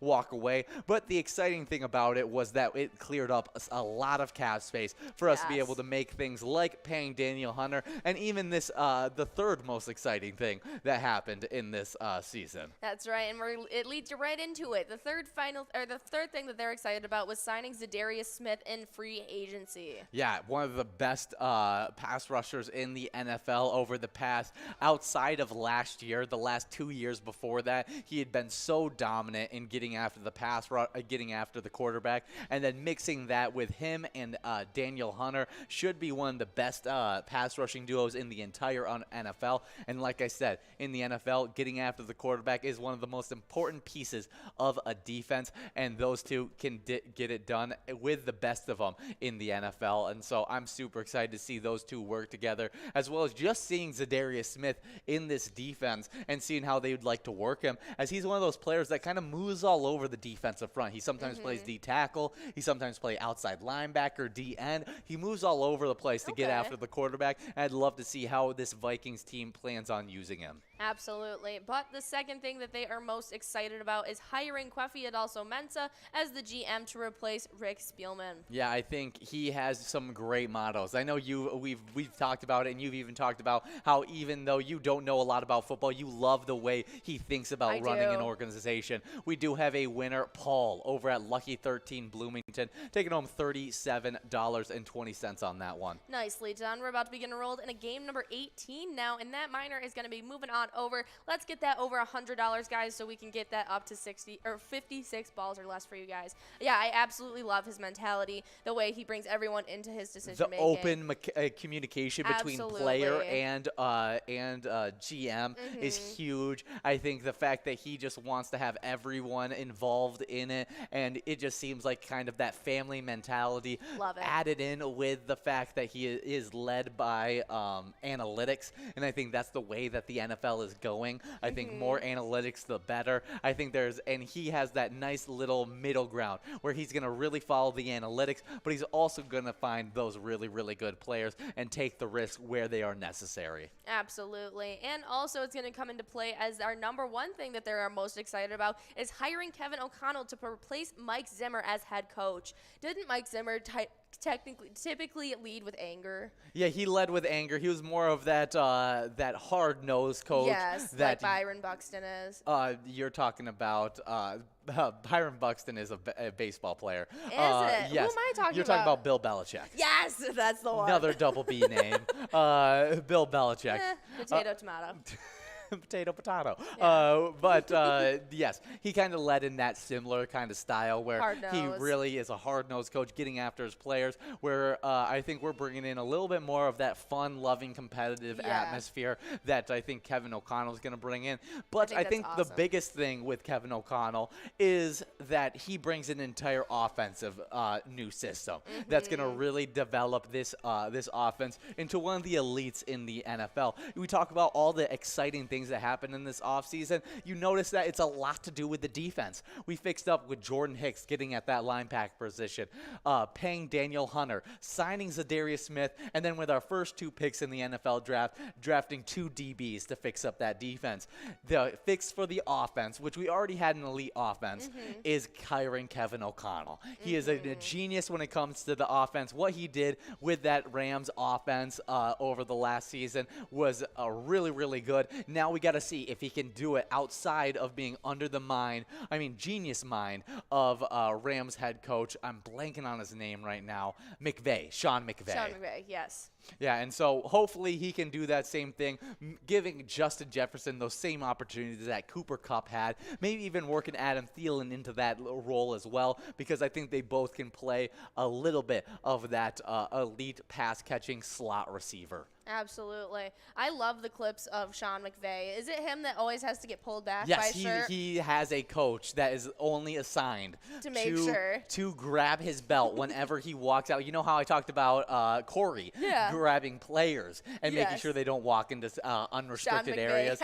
Sean McVay has his own Corey that keeps him going out from unrestricted areas. That's hilarious. Yeah, it's really, really funny to watch. Clips. And it's one of those things that you just realize he has such a passion for the game, and he just gets so into it that he completely forgets where he's at, and he starts running out onto the field like trying to yell at a ref or something, and then they're like, oh no, you got to come back here. No. And it's really, really funny. Absolutely. I think it's the most funny when he gets mad at the person pulling him back. Really? Oh yeah, there's times where he's like he looks back at him all angry and stuff, and I'm like, and then what, you can tell, then you can tell he realizes what he's doing and everything like that. But he'll be like, no, I want to get out there and do something, and realize then that he can't. Yeah, exactly. But Kevin O'Connell kind of brings that same atmosphere where he's super competitive, super love for the game, but isn't that necessarily hard-nosed, making those players feel down upon themselves. Yes. But bringing that positive competitive energy. I'm super excited about this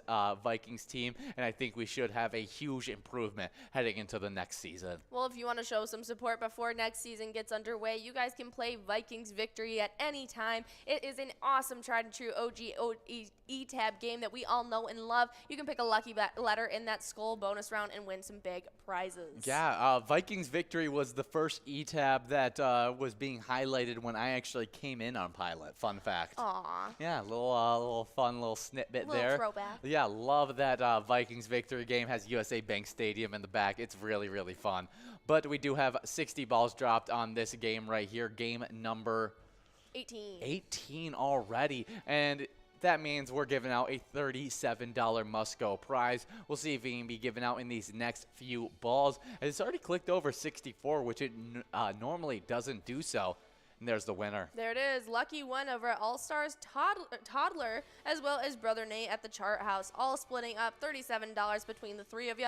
Nicely done in that game number 18. That means this miner is going to be clicking up to 56 balls or less for you guys as we get enrolled in game number 19. Really exciting stuff. But we got to get into the jackpot hunter standings, what you guys are earning points for right now. And I'm going to hop directly into the player side of these standings. Take it away. In 10th place, we got Spazwell over the Gas Can Bar and Grill with 51,000 points. With 59,000 points in 9th place, we got Brother Nat over at the Chart House. 7th place is a two-way tie between 2A Girl at Jimmy G's Bar and Kev over at the Deer Stand, both with 61,000 points. With 63,000 points in 6th place, we got Kimmy over at Nissawa Legion. Getting bumped back from a 4th place tie, we have in 5th place Crazy Kid over the Tasty Pizza Hangar 45 with 64,000 points. Formerly in a tie with Crazy Kid, but now has sole possession of that 4th place spot, and was actually formerly in a tie with 2A Girl and Kev just 2 days ago. Yes. Elsa over at Titan Sports Saloon now has 66,000 points. With 83,000 points in 3rd place, we got Not Lucky over at American Legion Fridley. 2nd place is Bowl over at Corner Bar in Goodhue with 127,000 points. And then that number 1 player also playing at Corner Bar in Goodhue, it's Bobo with a whopping total of 151,000 points. Nicely done to that entire top 10 standings, but I'm going to hop right into the location standings as we had a newcomer jumping in. Billy's Rockford was kicked out as Titan Sports Saloon in Oakdale was jumped into 10th place, who now sits with 91,000. But with 93,000 points in 9th place, we got American Legion Fridley. 8th place sits with Shady's Railside and Rice with 96,000, and then we have a crazy tie in 6th place between Tasty Pizza Hangar 45 and Hilltop and the Riverboat Depot in Sartell. They both sit with 104,000 points. But with 116,000 points in 5th place, we got the Gas Can Bar and Grill in Brainerd.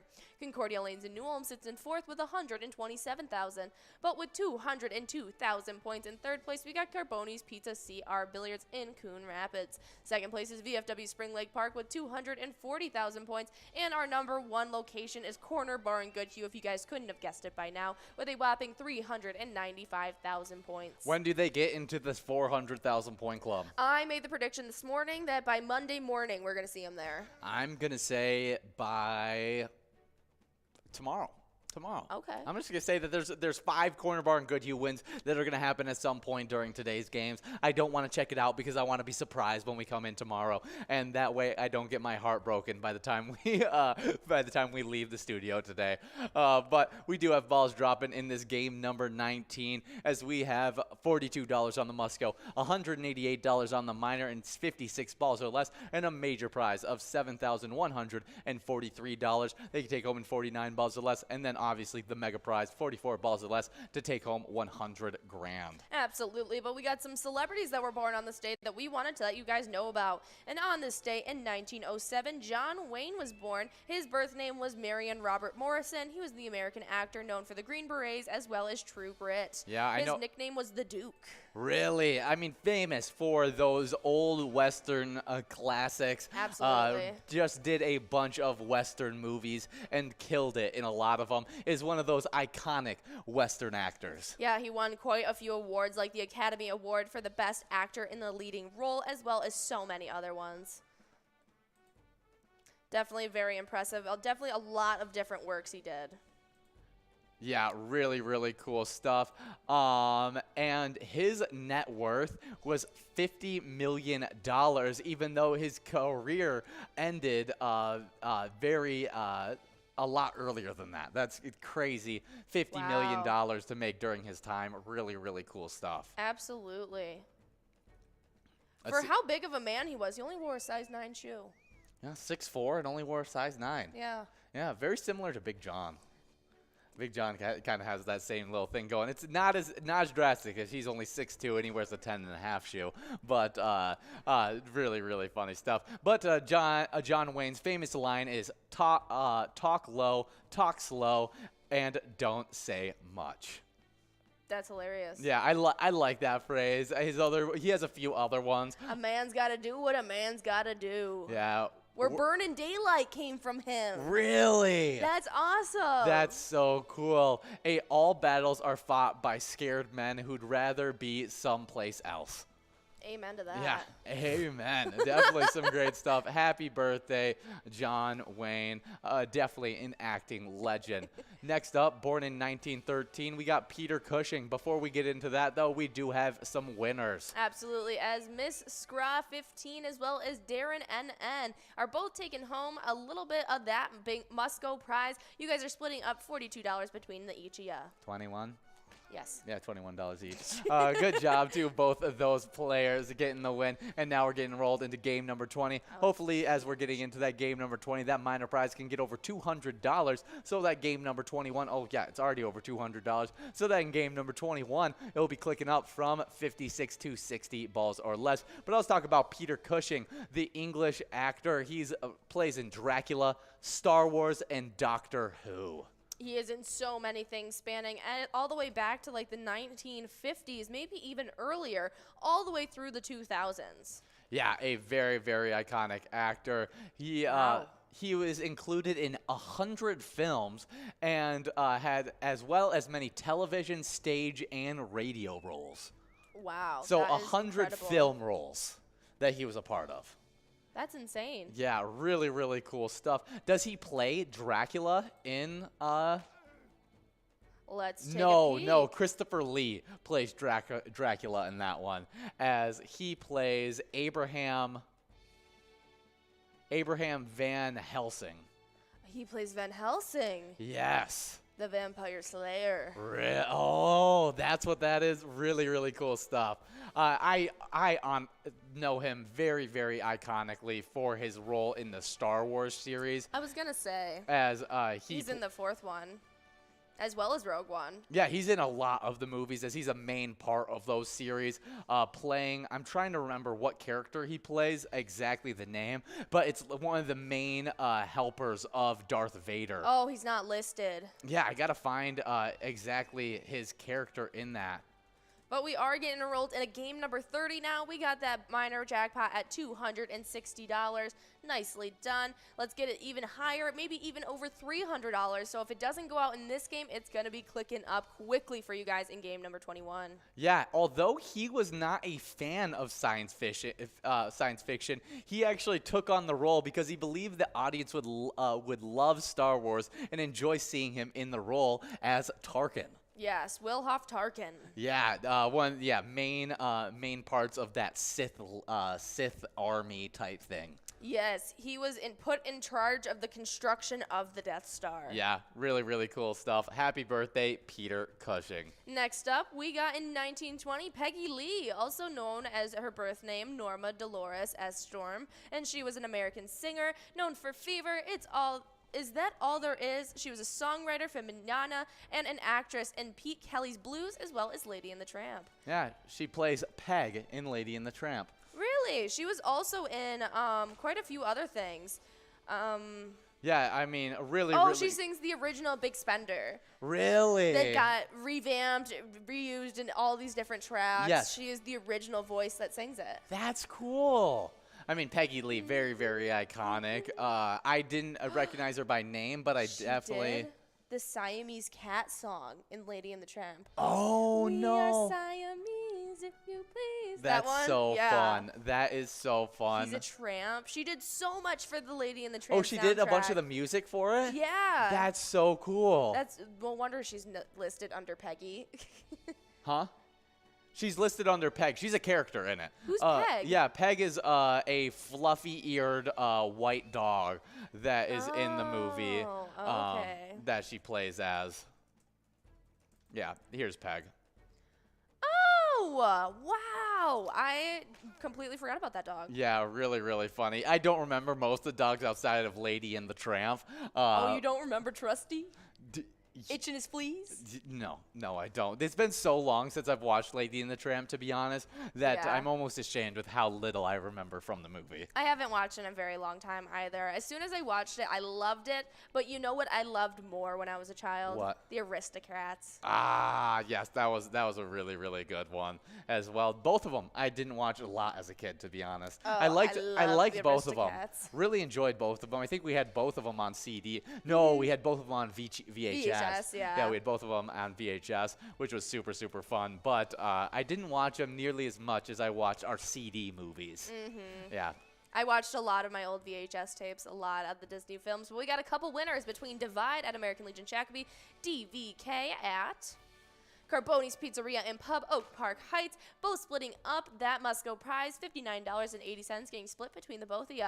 That miner is going to be clicking over to game number 21. This was game number 20. We got 3 games left, people. Yeah, not only is that miner clicking over to game number 21, it's going to be clicking up from 56 to 60 balls or less. And if we're not able to do that, it's already at the point where if we don't give it out in this game 21, it'll be clicking up in game number 22 from 60 to 64 balls or less. But I don't want to wait till then. Let's give it out in this game number 21. You guys just have 2 minutes to get into this game. And I'm going to get into this next celebrity birthday because born in 1948, we have one of Hot Take Higgins' celebrity crushes, one of his favorite women of all time, Stephanie Stevie Nicks, American rock singer, songwriter, big part of Fleetwood Mac that did so many different big-time music. She's an amazing woman.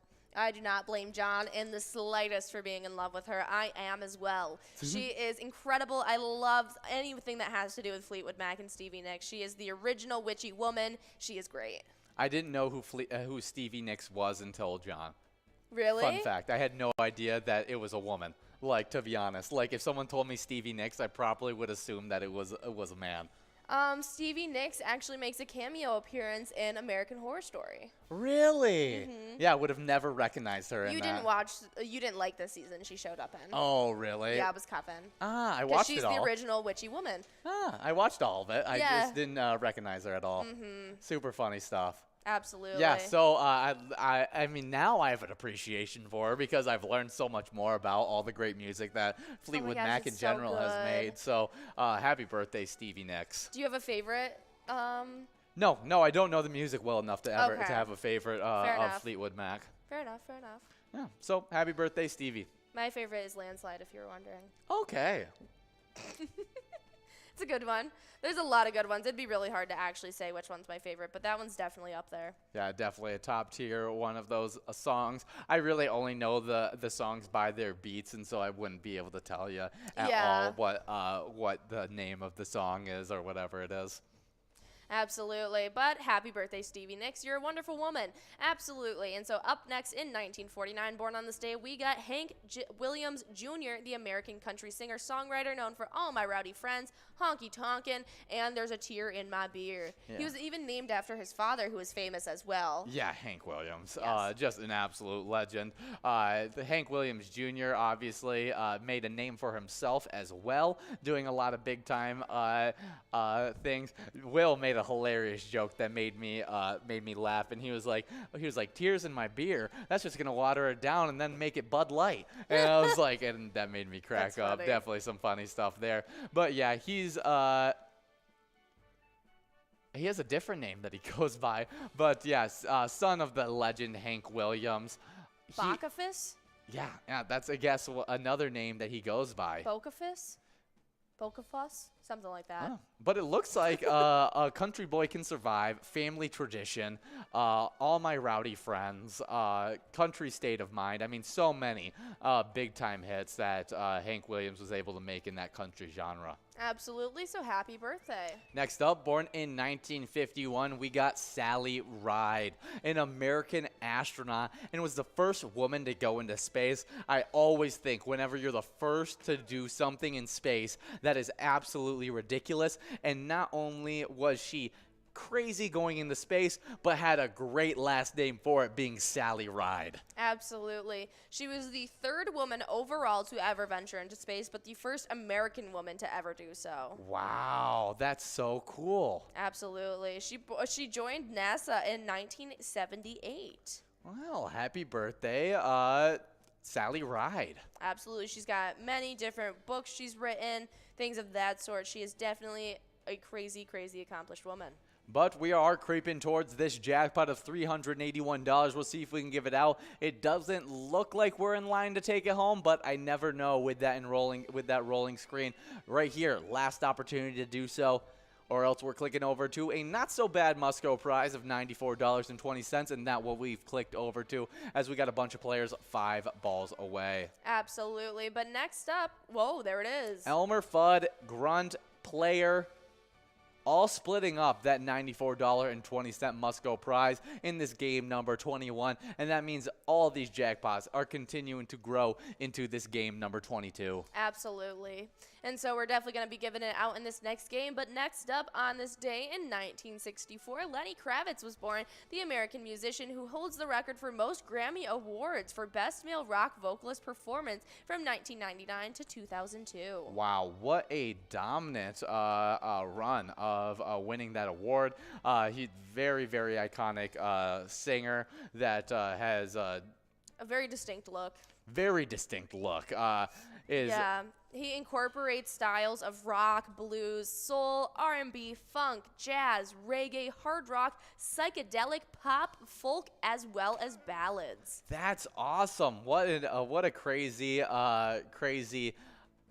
amount of different influences he has. He also acts as well, as he's in the Hunger Games. Yeah, he is. He's our stylist. Yes, he's the stylist in the Hunger Games. He's in The Butler. He's also in the Rugrats movie. Oh, okay. Very cool. He's in a bunch of different works. Yeah, I didn't realize he was such a big actor. I didn't either. It makes a lot more sense why his daughter went on to act. Yeah, Zoe Kravitz, who is a big-time actress who just probably got her biggest role of her career playing Catwoman in the newest Batman series. Absolutely. She also has a few other TV shows like High Fidelity she's in, where she stars as the main character, as well as a bunch of other things that she done, as well as modeling and things of that sort as well. She was even in Divergent, that series. She was in Mad Max. She was in Little Big Lies. The Fantastic Beasts and Where to Find Them. She's in that. I don't know where she's in it. I was going to say, I don't think I realized that. I didn't realize it either, but apparently she plays, I'm not. Lita. In that one. Really, really cool stuff. Absolutely. Even her mom is amazing. Lisa Bonet is an accomplished woman in herself. She's an artist, model, you name it. Beautiful woman. Mm-hmm. All around. Definitely a very accomplished family right there. You know, I can't believe I never recognized her in that Divergent series. I Well- did not know it was her until this past She's year. got like a wig on. She's got like a weird like chop bob and like it just Yeah. I didn't recognize her at all. No, and she was also super young in it as well. Yes. And so, happy birthday, Lenny Kravitz, the father, to why am I blanking on her name? Zoe Kravitz, and probably the more famous of the two. Happy birthday, Lenny, one of those iconic singers. He's a legend. Yeah, really, really cool stuff. Absolutely. But this final one, I also love her. In 1966, Helena Bonham Carter was born, the British actress, the kooky woman herself. She's done Harry Potter, Fight Club, The King's Speech, The Wings of the Dove Ended, and so many more. She was in Sweeney Todd. She's basically Johnny Depp's like female alter ego. Yeah, that's the best I can describe her is that she just reminds me if Johnny Depp ended up being born a female. Absolutely. That's what I feel like she is. The kooky, crazy woman that she is, and in her entirety, she even has 2 children with Tim Burton himself. She is definitely the weird of the weird, the queen of it all, the queen of strange, if you will. I love Helena. Yeah, she's really, really Her as entertaining. Bellatrix in Harry Potter is one of my favorite roles she's ever done. I don't even remember her in the Harry Potter series, to be honest. She's got the crazy big curly black hair, and she's like the most villainous of the women. Oh, yes. Yes, I do remember her in it. She's super little. She's super young in it. And but she's not like I mean, she's a big part in like storyline wise, but she's not a big part in screen time wise. She doesn't show up too often. I remember her now, but she has a big portion in the storyline of it, like the character is. Big impact. But you only see her a select few times actually on screen for more than like 30 seconds. Yeah. Well, happy birthday, Helena Bonham Carter. Bonham Carter, a very, very iconic actress. Big fan. Big fan. We do have 57 balls dropped on this one. We're trying to give this out in 64 balls or less so that we can give this over $600 jackpot out, and we got a winner. Nora over at Roddy's Bar in St. Paul taking home a huge jackpot of, let's see if I can calculate that, $663.85. Yeah, really, really good job to that player, Nora. Getting a really, really good win on this one. And now we are getting enrolled into our final game of Jackpot Hunter. A little bit more action of this. We'll see if we can give out any of these prizes. 49 balls or less to take home the major, 44 balls or less to take home the mega, and 52 balls or less to take home that minor prize. And you guys just have 2 minutes and 17 seconds to get into this game. Absolutely, and stick around because we got another opportunity at $16,000 on the line in that second round of Lucky 4 Bingo that we're going to be playing before we let you guys loose to take over that Skull Bingo. Oh, yeah, but we got a little bit of NBA playoff action since our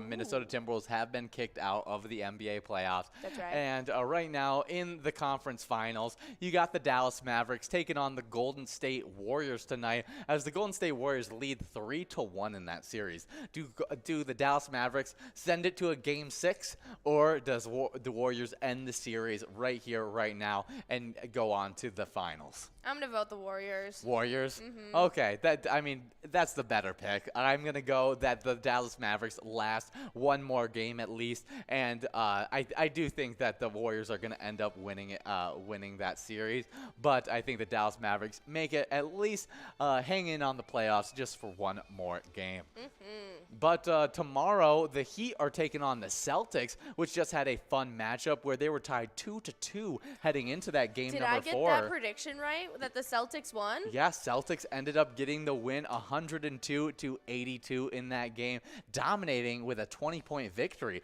over those Heat. I've guessed 110 to 102. 110 to 102? Yeah. So you got one of the numbers correct. Yeah, just for the wrong team. Yeah, just for the wrong one. Really, really fun matchup. I'm excited to see if the Heat can send that to a Game 7 in tomorrow's matchup where they play at 7:30. All right, we'll have to see what happens there. You guys have just about 35 seconds to get enrolled in this next game. Absolutely do so. We got some great prizes to hand out. Definitely. But our top 5 in the Twiking zone sit like this. In 5th place, we got GTZ over at the Midi with 160,000 points. With 168,000 points in 4th place, we got Mikey Wins at Steve O's. 3rd place is Simbob at Corky's Bar South Haven with 186,000 points. With 202,000 points in 2nd place, we got Nan at Corky's Bar South Haven. And the number 1 player is Scrub Eye at American Legion Fridley with 264,000 points. Nicely done. Well, on the location side, we start right off with a tie in 5th place between Steve-O's and Crystal and Eagles Rochester in Rochester. They both have 282,000, but with 287,000 right ahead of them. In 4th place, we got Corner barring Good Hue. But then a hop, skip, and a jump over to about 419,000 points. In 3rd place, it's American Legion Fridley.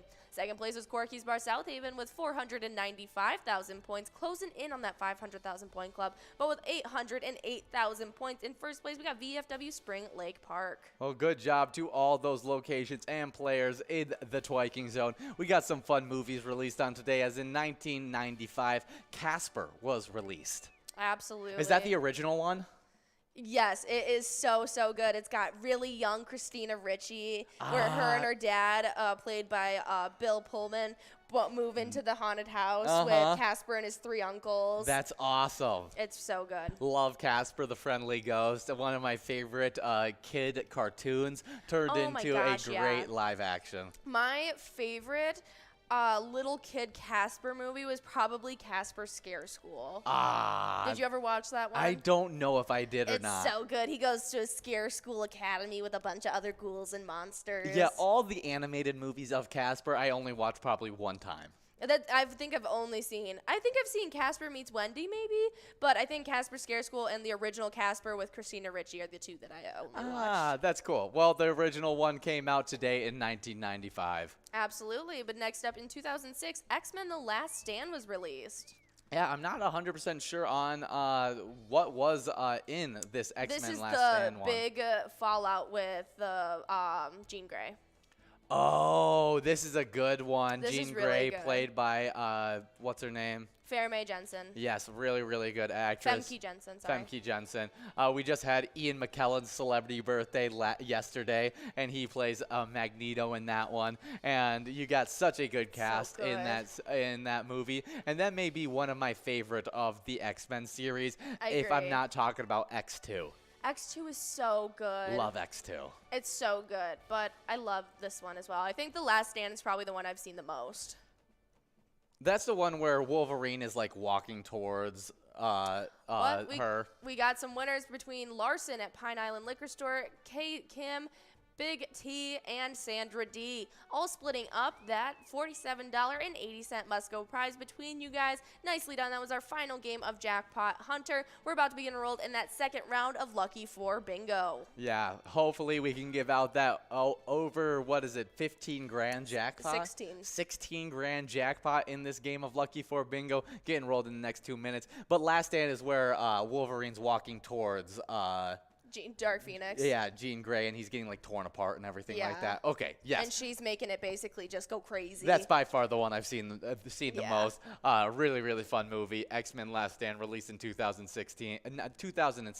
In 2011, we had Hangover Part 2. I don't think we need much explanation of Hangover Part 2. They get hungover and they get into shenanigans. It's a fun movie. And I don't think I've seen this one. You haven't seen? Have you not seen all 3? I've seen the 3rd and I've seen the 1st one. I was told I wasn't allowed to watch this one.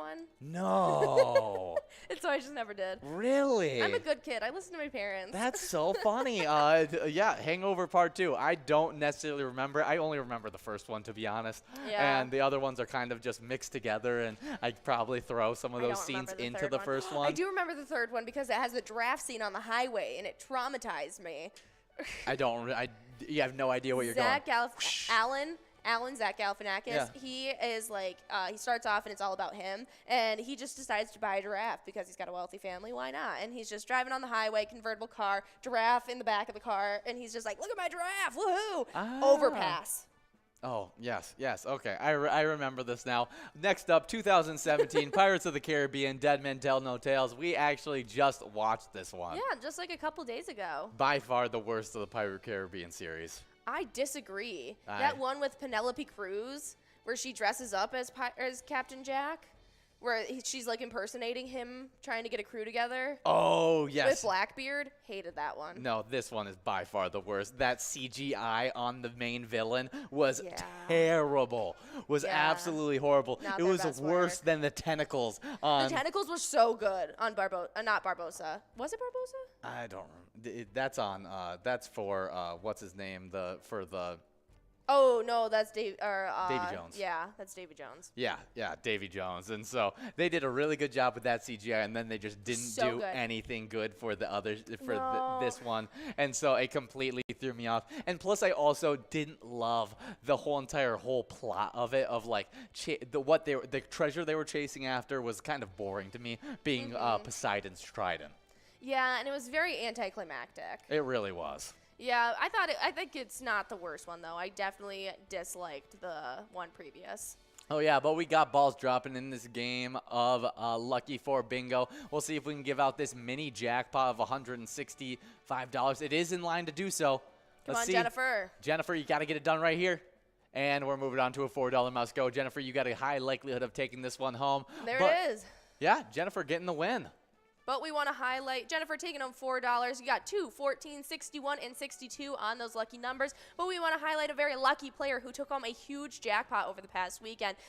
Crazy Kid over at the Tasty Pizza Hangar 45 got to take home $35,310. And while he was playing at the Tasty Pizza Hangar 45, as well as all the other players at that location, they support the Italian American Club Foundation. They have a really good mission, as they are. I love it when you bring in heritage and bring preserving culture, and their mission is to do just that, to preserve the Italian American heritage and culture, and promote and inspire positive image and legacy of the Italian Americans, and to strengthen and empower ties between the United States and Italy. Absolutely. That is a great charity to support. And remember, each of the locations that you guys play at support different charities around your community. Take that into consideration as you're going to stick around and play some Skull Bingo. And guys, remember, while you play pilot games, your community wins. Goodbye.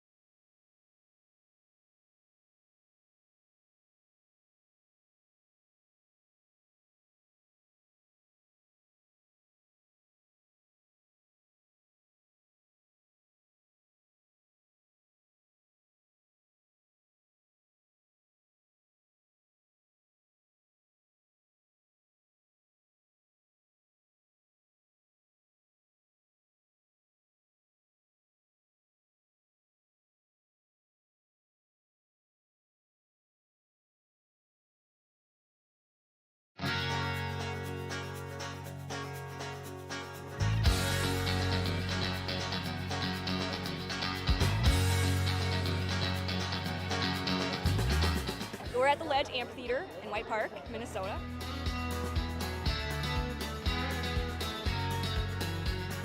I saw the Blues Brothers 2 years ago with these guys. Blues Brothers 2 years ago was a lot of fun. Prior to that, it was the Beach Boys, and with John Stamos, it was awesome. I have never been to a PyCon event before.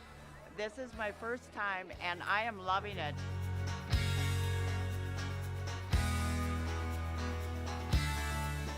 Yeah, this is incredible. We pulled in, parked, got some free beers, amazing free food. Famous Days!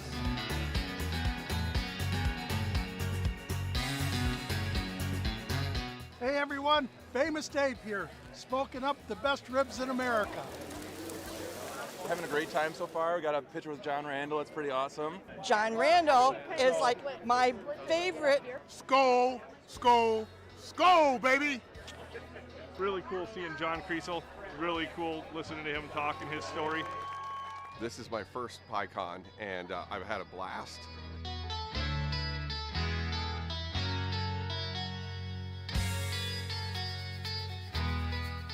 Willie is my favorite. I'm excited for Willie Nelson. I grew up listening to Willie Nelson my whole life. Willie Nelson. Willie Nelson. Have a really nice day! Woo!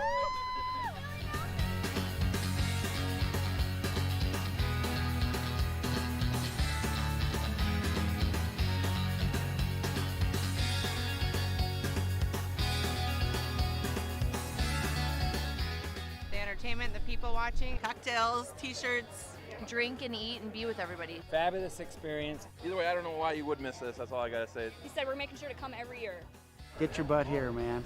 Get your butt here.